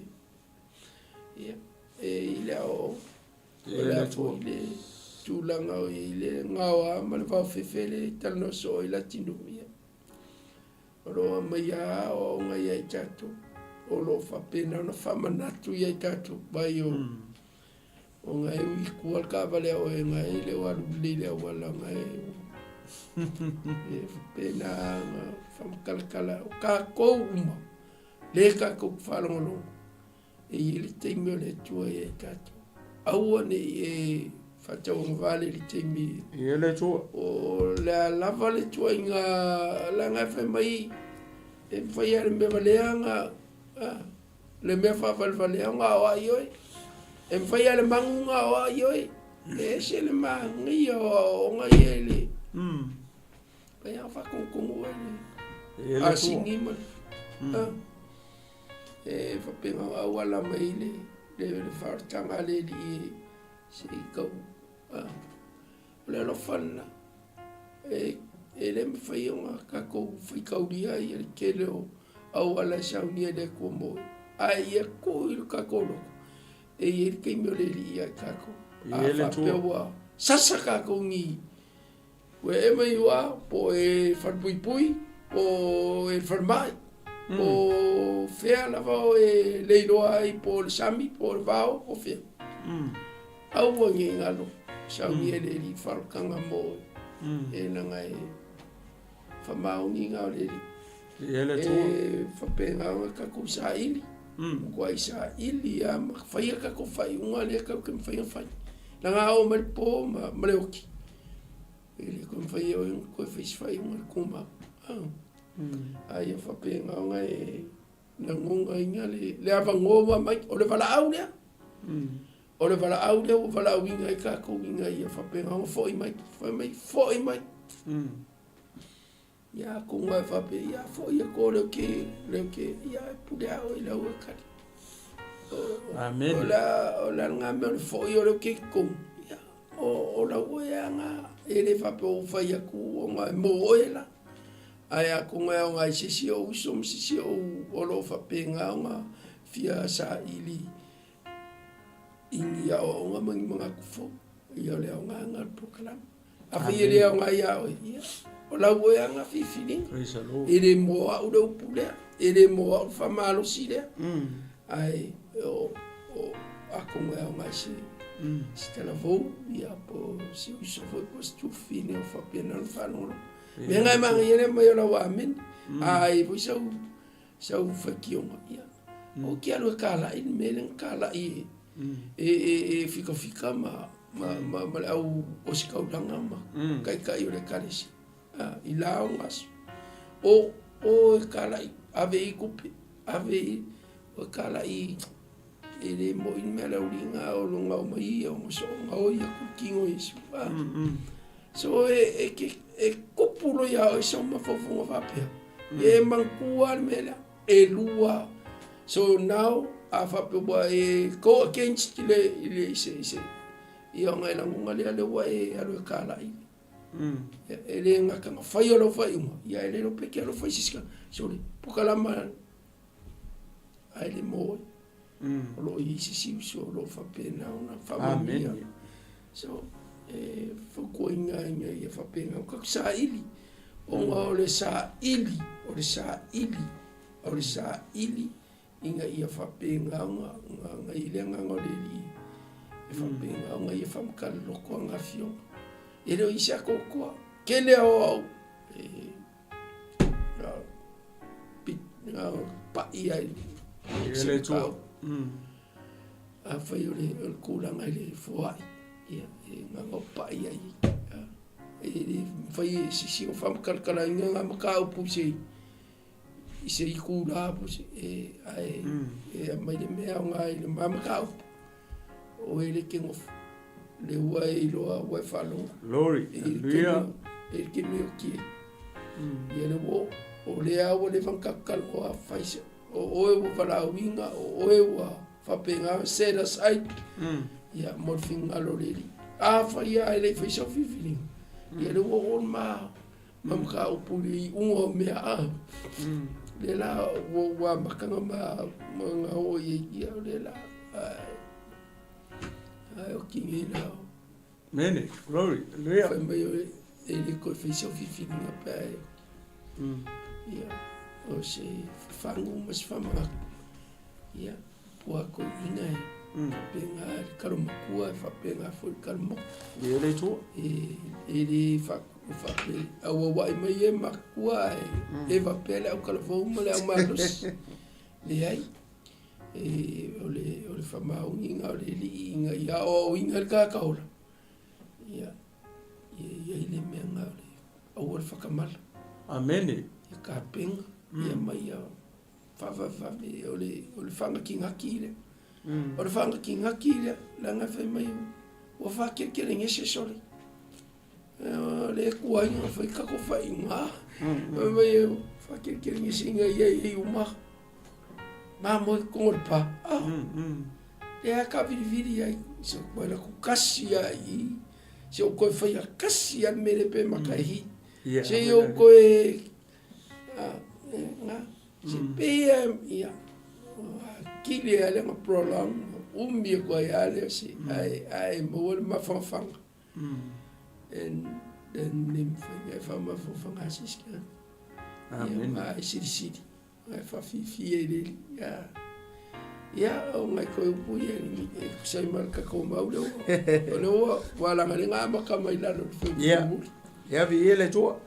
Ia le ala o te fasoa tu i le vaenga le foi po sufulu ono fa mai awaia fio ifo mai le langi le ali lava o le ali le fio ifo mai le langi o le tato ali i o Yesu Keriso le ala o i le kaimi e fio mai Yesu po le toe fio mai le o Yesu asia ka kirikilo po fe me fio mai Yesu anga i wa tasi le me le o tu fesili e tele ma ia tele o tangata ma le tele o le ma ko i mangingo le mai i le tusi le i le aso le wa fio mai Yesu ma tangata ie mo ma tangata ie ola ese ma le manga ia o le mangingo ia mafufuanga le tu le aso le ko e fio mai le nga ke le anga le e pisa solo fa mai sole o ma ko e fio mai o le fa mai si o e a fio mai Yesu a fea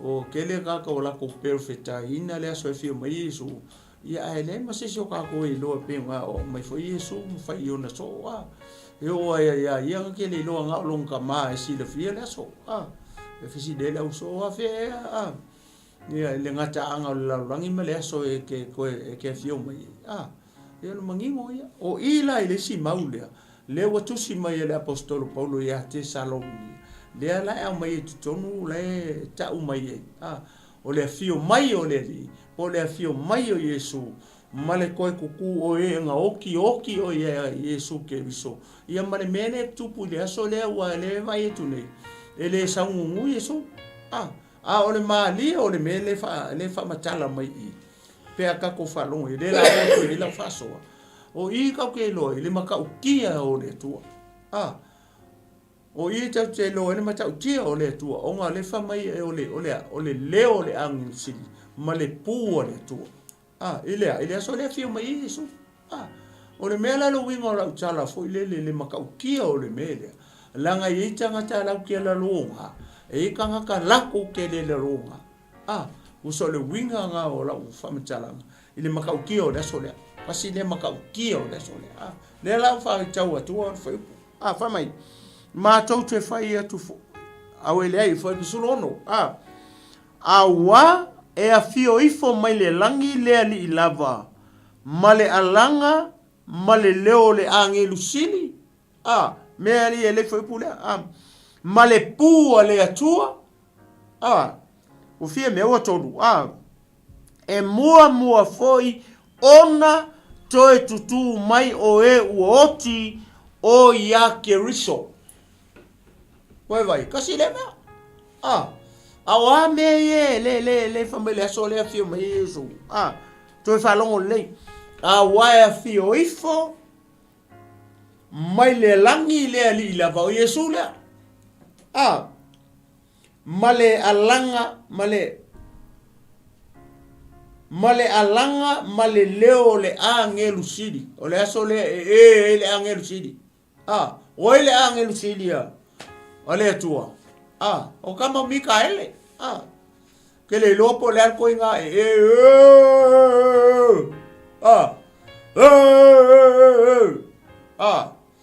le la foi alanga le angelu sidi le aso le.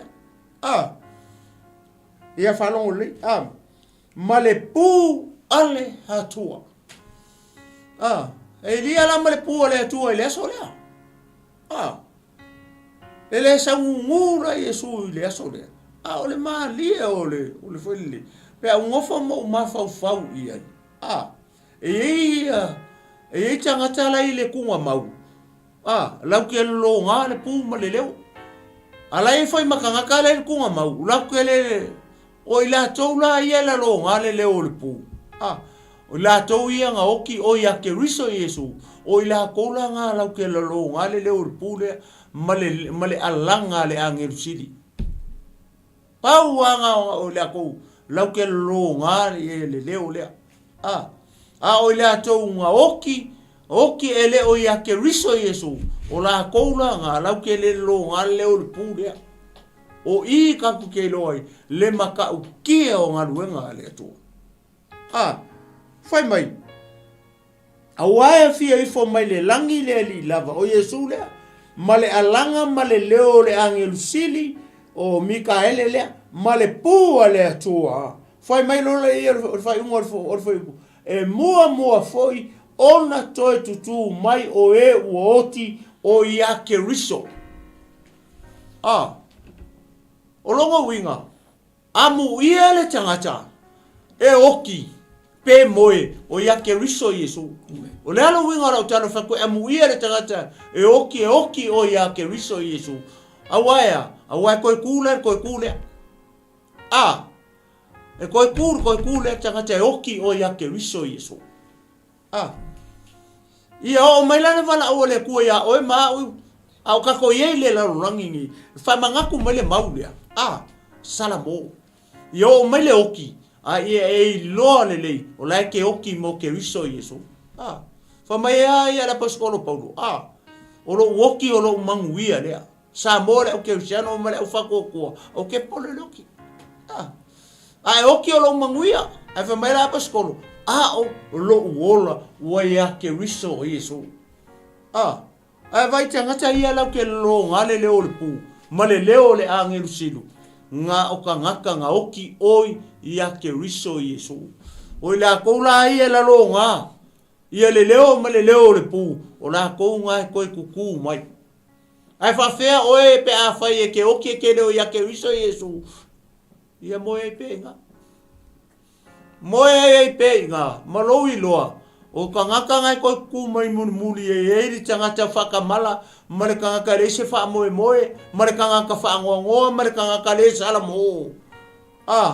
Lea lai wha maitani elu. E koe ku mai ngai anu le wha sala le toa. E whea mea le toa.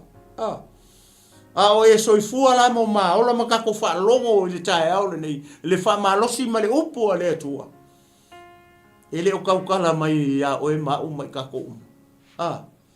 O le sikianga lea. Whawheonga i loa le sikianga lea. O le sikianga o le ekalesia ke riso. O le kaukala i le ekalesia. O e nga oki o ia ke riso Yesu. Neanga mua ave le kuala ekalesia.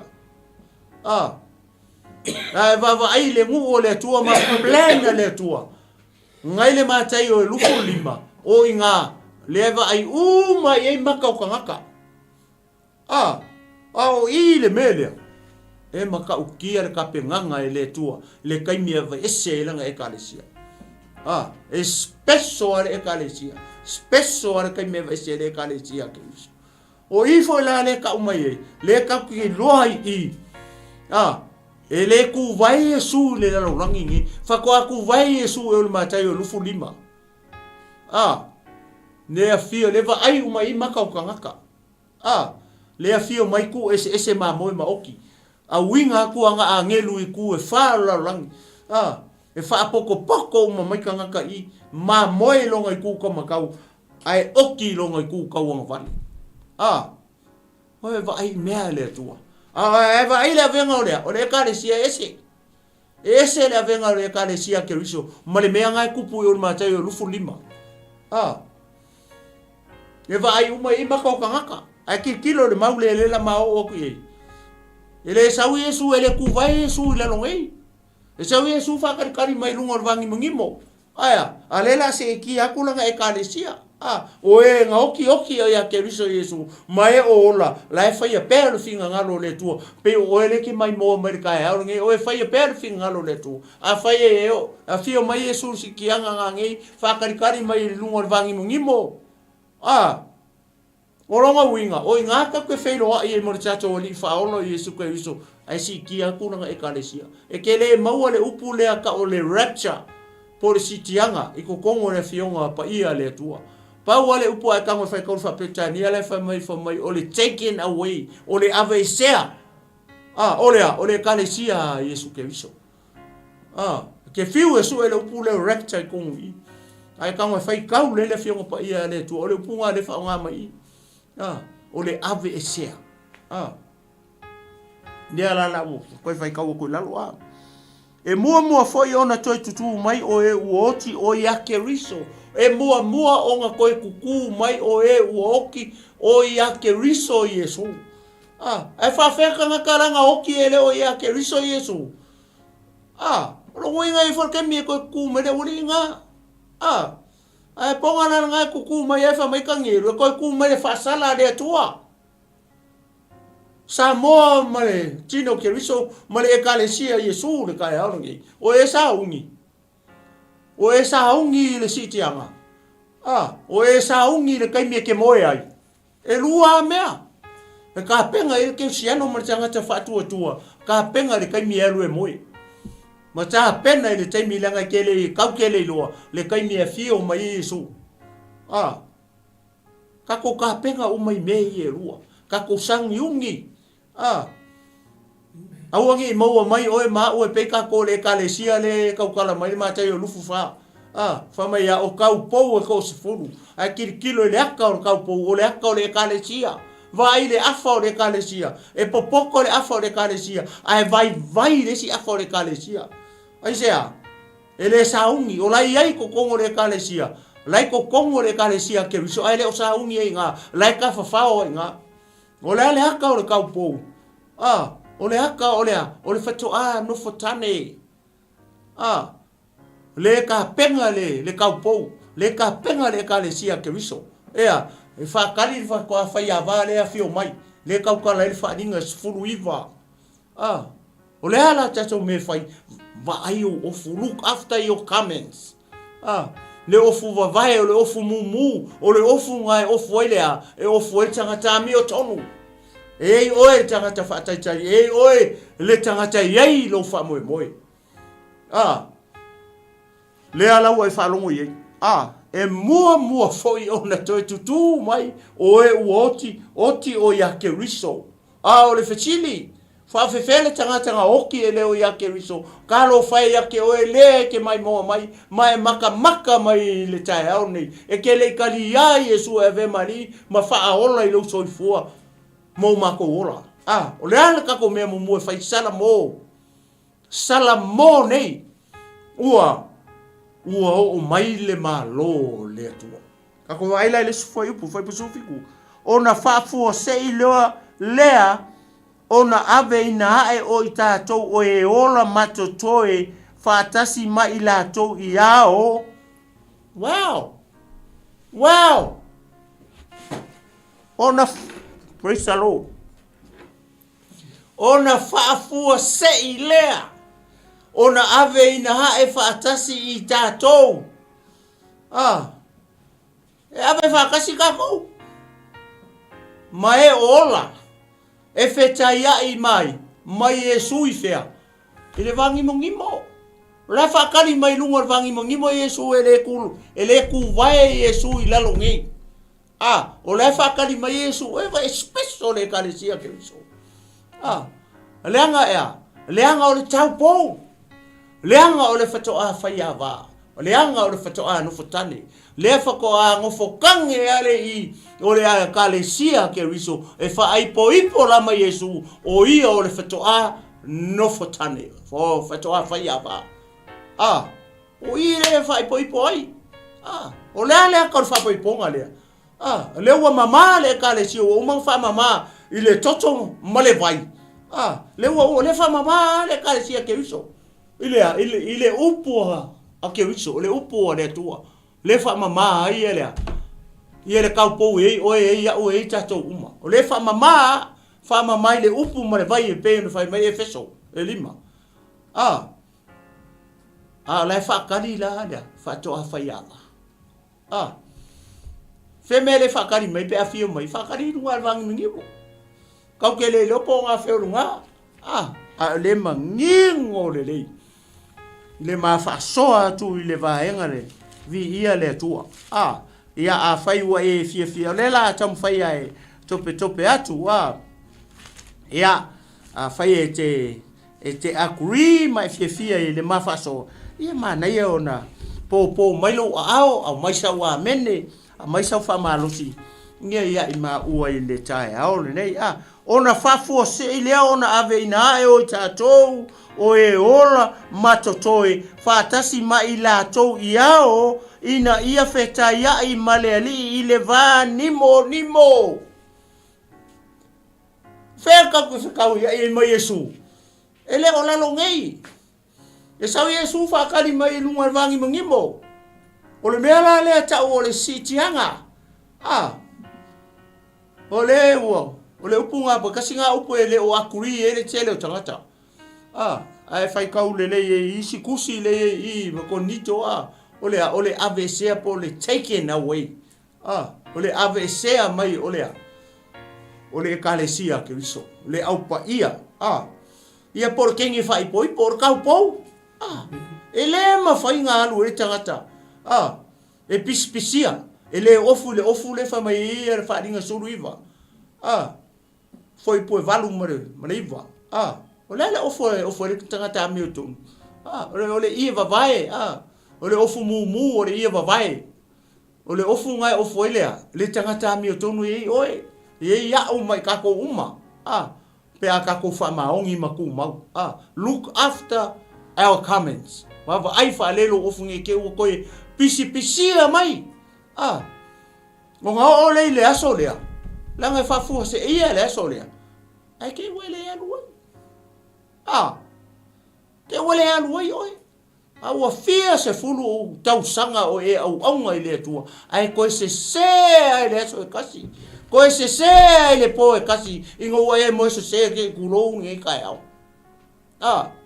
Koe se ai le po e kasi. Ai ke ua malamar kai au. Ai ke le loa. I or kai au ngā le afa le ongo ngā resiki au. Wow! Mela ngā taha ua I tele. Leva ai le lei o tātou ofu. Whamai lola I o le whaipu. Ona tātou whātasi pēa lava lea malea li. Le mero kupu. Le wakako whakasi mai e suirunga yo. Le vangi mongimo. O lea le mele la whailunga I. O lea la whai I le tali suanga. Ale tamai mamue. Malona whale tua. O ai lona whale tua. O lana e kalesia.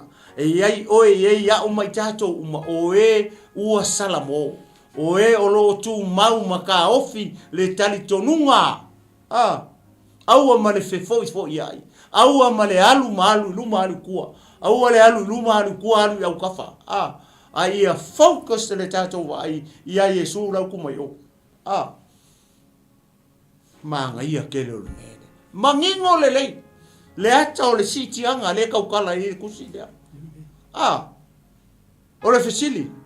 Ua e sau. Ua e sau ngi le sitianga. E ke le mua i tangata leo lo wa inga le pele ia oe. A whai o lo tamae e pele lo loko malu mawhawhau. Ko ke o whakasi malu ka mamaru ki ngā. Ke rua o whakasi malu ko rua pe a whai o ka maloa rau oki. E ke rua o whakasi malu ko rua pe a whai o le whawhingi e leo mua oki. O lo ngā whaalawe lawe ngā i le ma whea o mea le atua. O ngā esel environment le la kako o iai. O le ngofoanga le la kako o i. O le ngofoanga e whio i le atua pa ia. E pa ia.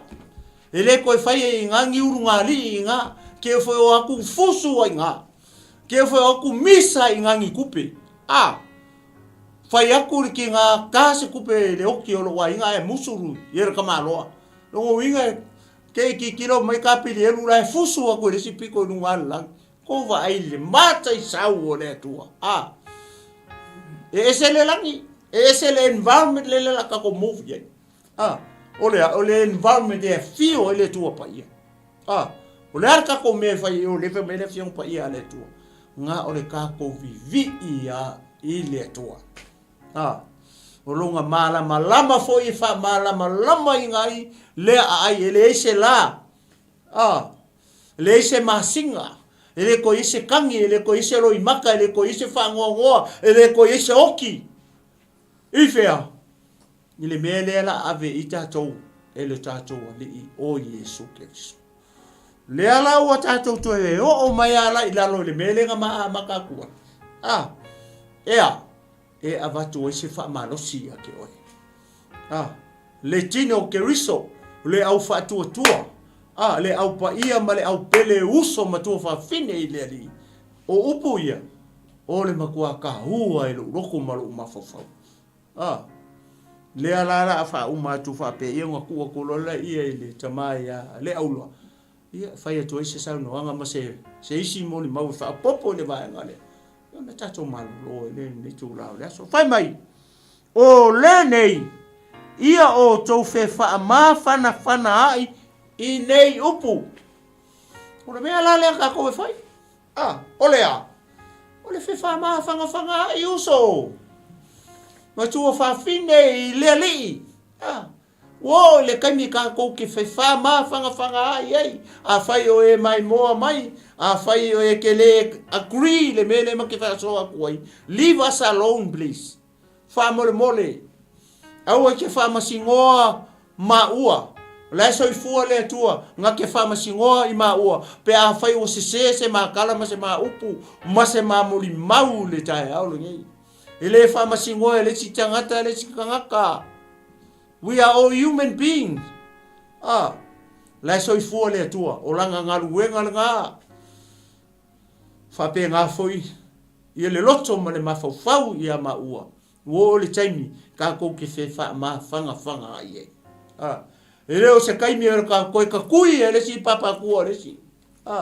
Ele o se kaimi e koe fe furi kua ai ai. Au o ele taimi e fe wha ma whana ai ai. Brother, oa mai oe. Oa mai lau sunga, oa mai le ainga, oa mai le whanau, oa mai le ekalesia, oa mai le ngā luenga le atua. O le kaimi whapenga le mana o mia I le taimi nei. Ngai sea, le angalo ngā ruenga le atua, o le ngā ruenga ka kouke ngā rurue whakasi ai. O le ato la aua le atua, ka kouke kau soa whakasi. O le ngā ruenga e whai tele. O le ngā ruenga e whau tele. E leo se ngā ruenga ngā rurue aku isi I, ala e kusi rima mai isi whapei o. Le ai. E leo le mea na le fina ngalo I ele apaskolo paulo. Ia te Salonia. O le mea foi lea, o le fina ngalo ai e suilana e kalesia. Iei oe nga ke ngarue I ngā, ei oe le ke ngarue I, ei oe le ke ngarue I ole, mama ua le ngarue I, kako mai kokong. Tātou o mai totonu, tātou whe wha ma whana ai. Ina ia, e tupu ai lo tātou wha tua. Aisea, onga ole kako wha moe. Ai a fai e te tū mamao mai o. Mai e kusikusirima mai whapea. O rona winga o oe o le keusiano. E le aiso wha moe. O oe o le keusiano a. E whiha mi o tonu. o le keusiano kuskusilima o le keusiano fama singo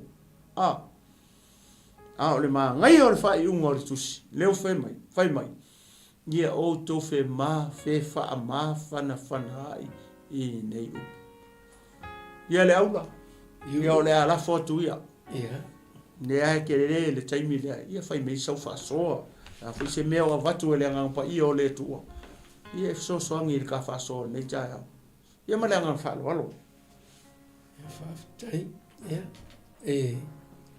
te tonu au wa papina na mala e salo fa malina ia au e viso ia fai afu nei fai miso tu singa so ni tam cha wale tano ia vi ele tu te tonu te le o fa fonga mai se tu langa fa pena pen sa wale tin ai la wa ai ti oe ia o fa pena ona avem familianga ful proclama lo e fa fonga mai male no ta ina ia tato fa pena ona le malmanga male silafia e winga i unga mea le tato le unga asu au ai wa malmi ia fa pena ona tapua i mai ia fa malo si mai mo tato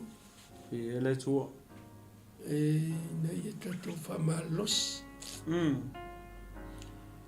e pe ia la talesa o totangia mo al foi pundi o lo fa pena na vela tuma bawo lo fa pena na lo fa mai ia tato whainga whiwhilinga i lava singa o mea o lo tato kousua i ni lalangi ia o lo i ar tapua inga e pele i o tato lo to whapena ona tia mai ai kako ina ia whapena whaies tato whiwhilinga o la ua wa ai o te wa ai ate o ere o lo whapena ona tamu whai whausia se whamoe mo fo. O te talo ma o whamalosi ma le mautinoa.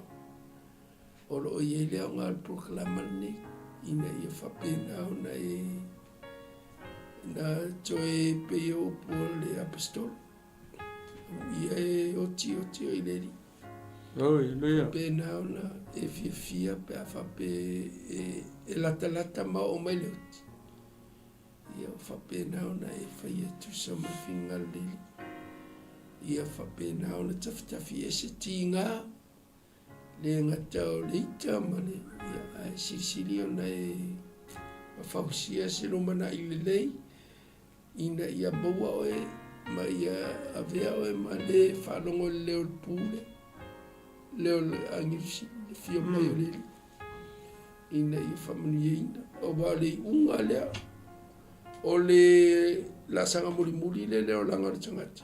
O le whalongo ma. Ina ua whapena ona fio mai leli mo tatu.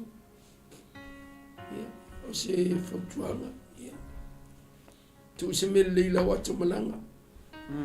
Aua nei aise meu whamalosi e tua football club mai e te oe. Ina ia e whapena ona e suisue atili. Whamautu. Ina ia tato tau so i tato i ngā malanga o tato iai i le ni lalolangi o whainga whiwhili. E rea ia sao ngā e mati whamatala tua i le telo ni tala. A e leo mawhanawhana o. Amen. Mati sa ili se awala e maua i o e se loto le lei. Ia se whai unga le lei. Ia awa oe ia ave mwhamanianga ia te oe. Amen. O lo ma whalongo fo. Ia o lo ma sa ili fo i ni awala. So tai ai. Ia e meisele. Se awala e whapena o tatou tali e tua i maleanga malu i le bala awale li ia i tatou. Ave tatou mamasima. Ia ave tatou mamala malala. Ina ia tatou tal noa. Ia pele winga nan le proclame. Amen. Vi ia lele. Ia. Ia le tua sa mo. tari tonu o le tātou polokalame nai le nei tai au. O lo tala noa mamnino mai le fionga pa ia le tua i le aso lea. Le aso lea e ave sea ele e ka le sia ke viso iso. Ia lea malama lea o onga ma upo le tua foi lea. E le folo ma pe foi lea e mua ia ona ave ese isi tangata e muri a vaku isi tangata. Le ai o i tatu te le fea o fofuanga le tua. E ave whakasi ia se ilonga e le momoa ia. Ia tatu i tangata ia le momoa i tunga mau. Le fa mai e mua foi ona toi tutu mai o e momoa o ia ke viso. Ia maka koula le ola. Ia ave whakasi leo tātou. E whetai ia ila mai e sui lunga o le vangi moi. Ia na tātou mafuta ia le inga. Ai le i o la i tsaini. Le to e fio mai e isu, le tu vai le maunga o siona. Ia, o le aso mai foi ngā a le fio mua mai le vesenga leo le kare si e mo spesso le vesenga leanga o leanga o le teine fai poipo. Leanga o le tau pou, leanga o le fale tua o le te mai mamu e pia whamai kusi o whani. O le kare sia o le fale tua o le fatu a whaiawa. Ia, e ni manatu mara te tunua ni tai au. Ia, o maua se tau mawhitanga whaleanganga. Ia e tau soi nai, ia lo finangalo, ia malou tangata, ele ngata o le nei aso. Ia o le nei foi i weekend. Ia e tau soi nai, ia oe ia mai tato uma. Ia tato anga atu le weekend. Ia mata pena atua i le aso. Le aso le ia tato te watu umai. I le malu ma fale tatalo ia fa foi le vi inga i le tu i le aso pe atato o dia tu ia i le lofa maleanga le o le tua ia a fai foi o se upu pa o papa se upu o se le fasoa ia ele manatu male tali tonu o lo fina ngalo fale tua ia o le ama ngalo i ma o ia o na le tua ia tautua na ma o le tato por kalame a fai e inisi o lo wainga e te rofa ia share tu ia le tato por kalame e nisi o wo paanga ia share tu e le tato por kalame pe foi no fatu ia le tama ia le aula ia atonu ia sisi tangata ia e nga ia le feau ma le famalosi nei tai au ia ele fai ona mau nei tai au sisi tai ia o sa foi fesoso nei mai tutu mai o lo tau ia mafasoa atu whapea, ia ai ki riva koe oi, ia inisi tangata, ina ia lawe, ina se anganga mo le malo o le tua. O le taimi nei, ia o le awhangata mai i le tātou polo kalame, ia o le ato maua fo i se onga, o le nei polo kalame, ia pēr tātou au ia tu le vai e so fo le alofa marianga le o le tua, le tatalo, ia taitai e tu iailu to soifua, ma so mātou ola, pe atusa ma le finangalo o le tua tātou wheloa i le asonga fua. Ia pe tātou au li atu le anofa maneanga le leo le tua.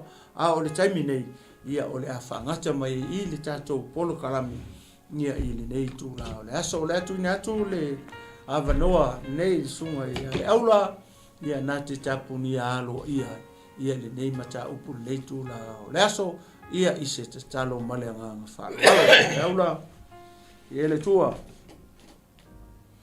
Mātou te langona ina lo whamaun. A wai le asi me mātou te mwhaia pe au no malau whiu. Glory, hallelujah. Mātou tu ina tu le ngang whawhitai. Praise the Lord. Mātou tau taulu lei. Mātou te whapena na si tia maurunga lo suafa isu. Amen. Pe ona mātou ia ile ni asu. Wa mātou fufuanga ntu inatu. Ia o lea wa whaiwina. Ia anu malimana a sirisili le li ie. Turi lo ina e oe ngang pa ia. Ina ia whapena ona. Mātou whai whiriwhiringa whaatasi mai e whalongoro. ina ia vi ia o i mea matu te whaia. Whapena ona o ese, whawhita auri o le ala le matu te uia. Whai mailo file mu te le aiso vi inga i o matu ola le li ia. Whamanuia le nei ala leo, whamanuia le whalongonga o tangata. Ia mawalunga, ma i tele aiso vi inga ona o Yesu. Amen, amen. Ia, mai a te nei le tinu malo fomo folu, ia whapea foi le sunga nei le li a au, ia le aula, ia mai te whatu sa mo nei tu la le aso. Tau whasoi fua, sa mo. Hey UP family, we are doing a $500 Mother's Day giveaway. To enter our giveaway, you have to be registered with UP Group Money. All you have to do is follow these 3 steps, and you'll be in the draw to win $500 Mother's Day giveaway. All you have to do... Mm-hmm.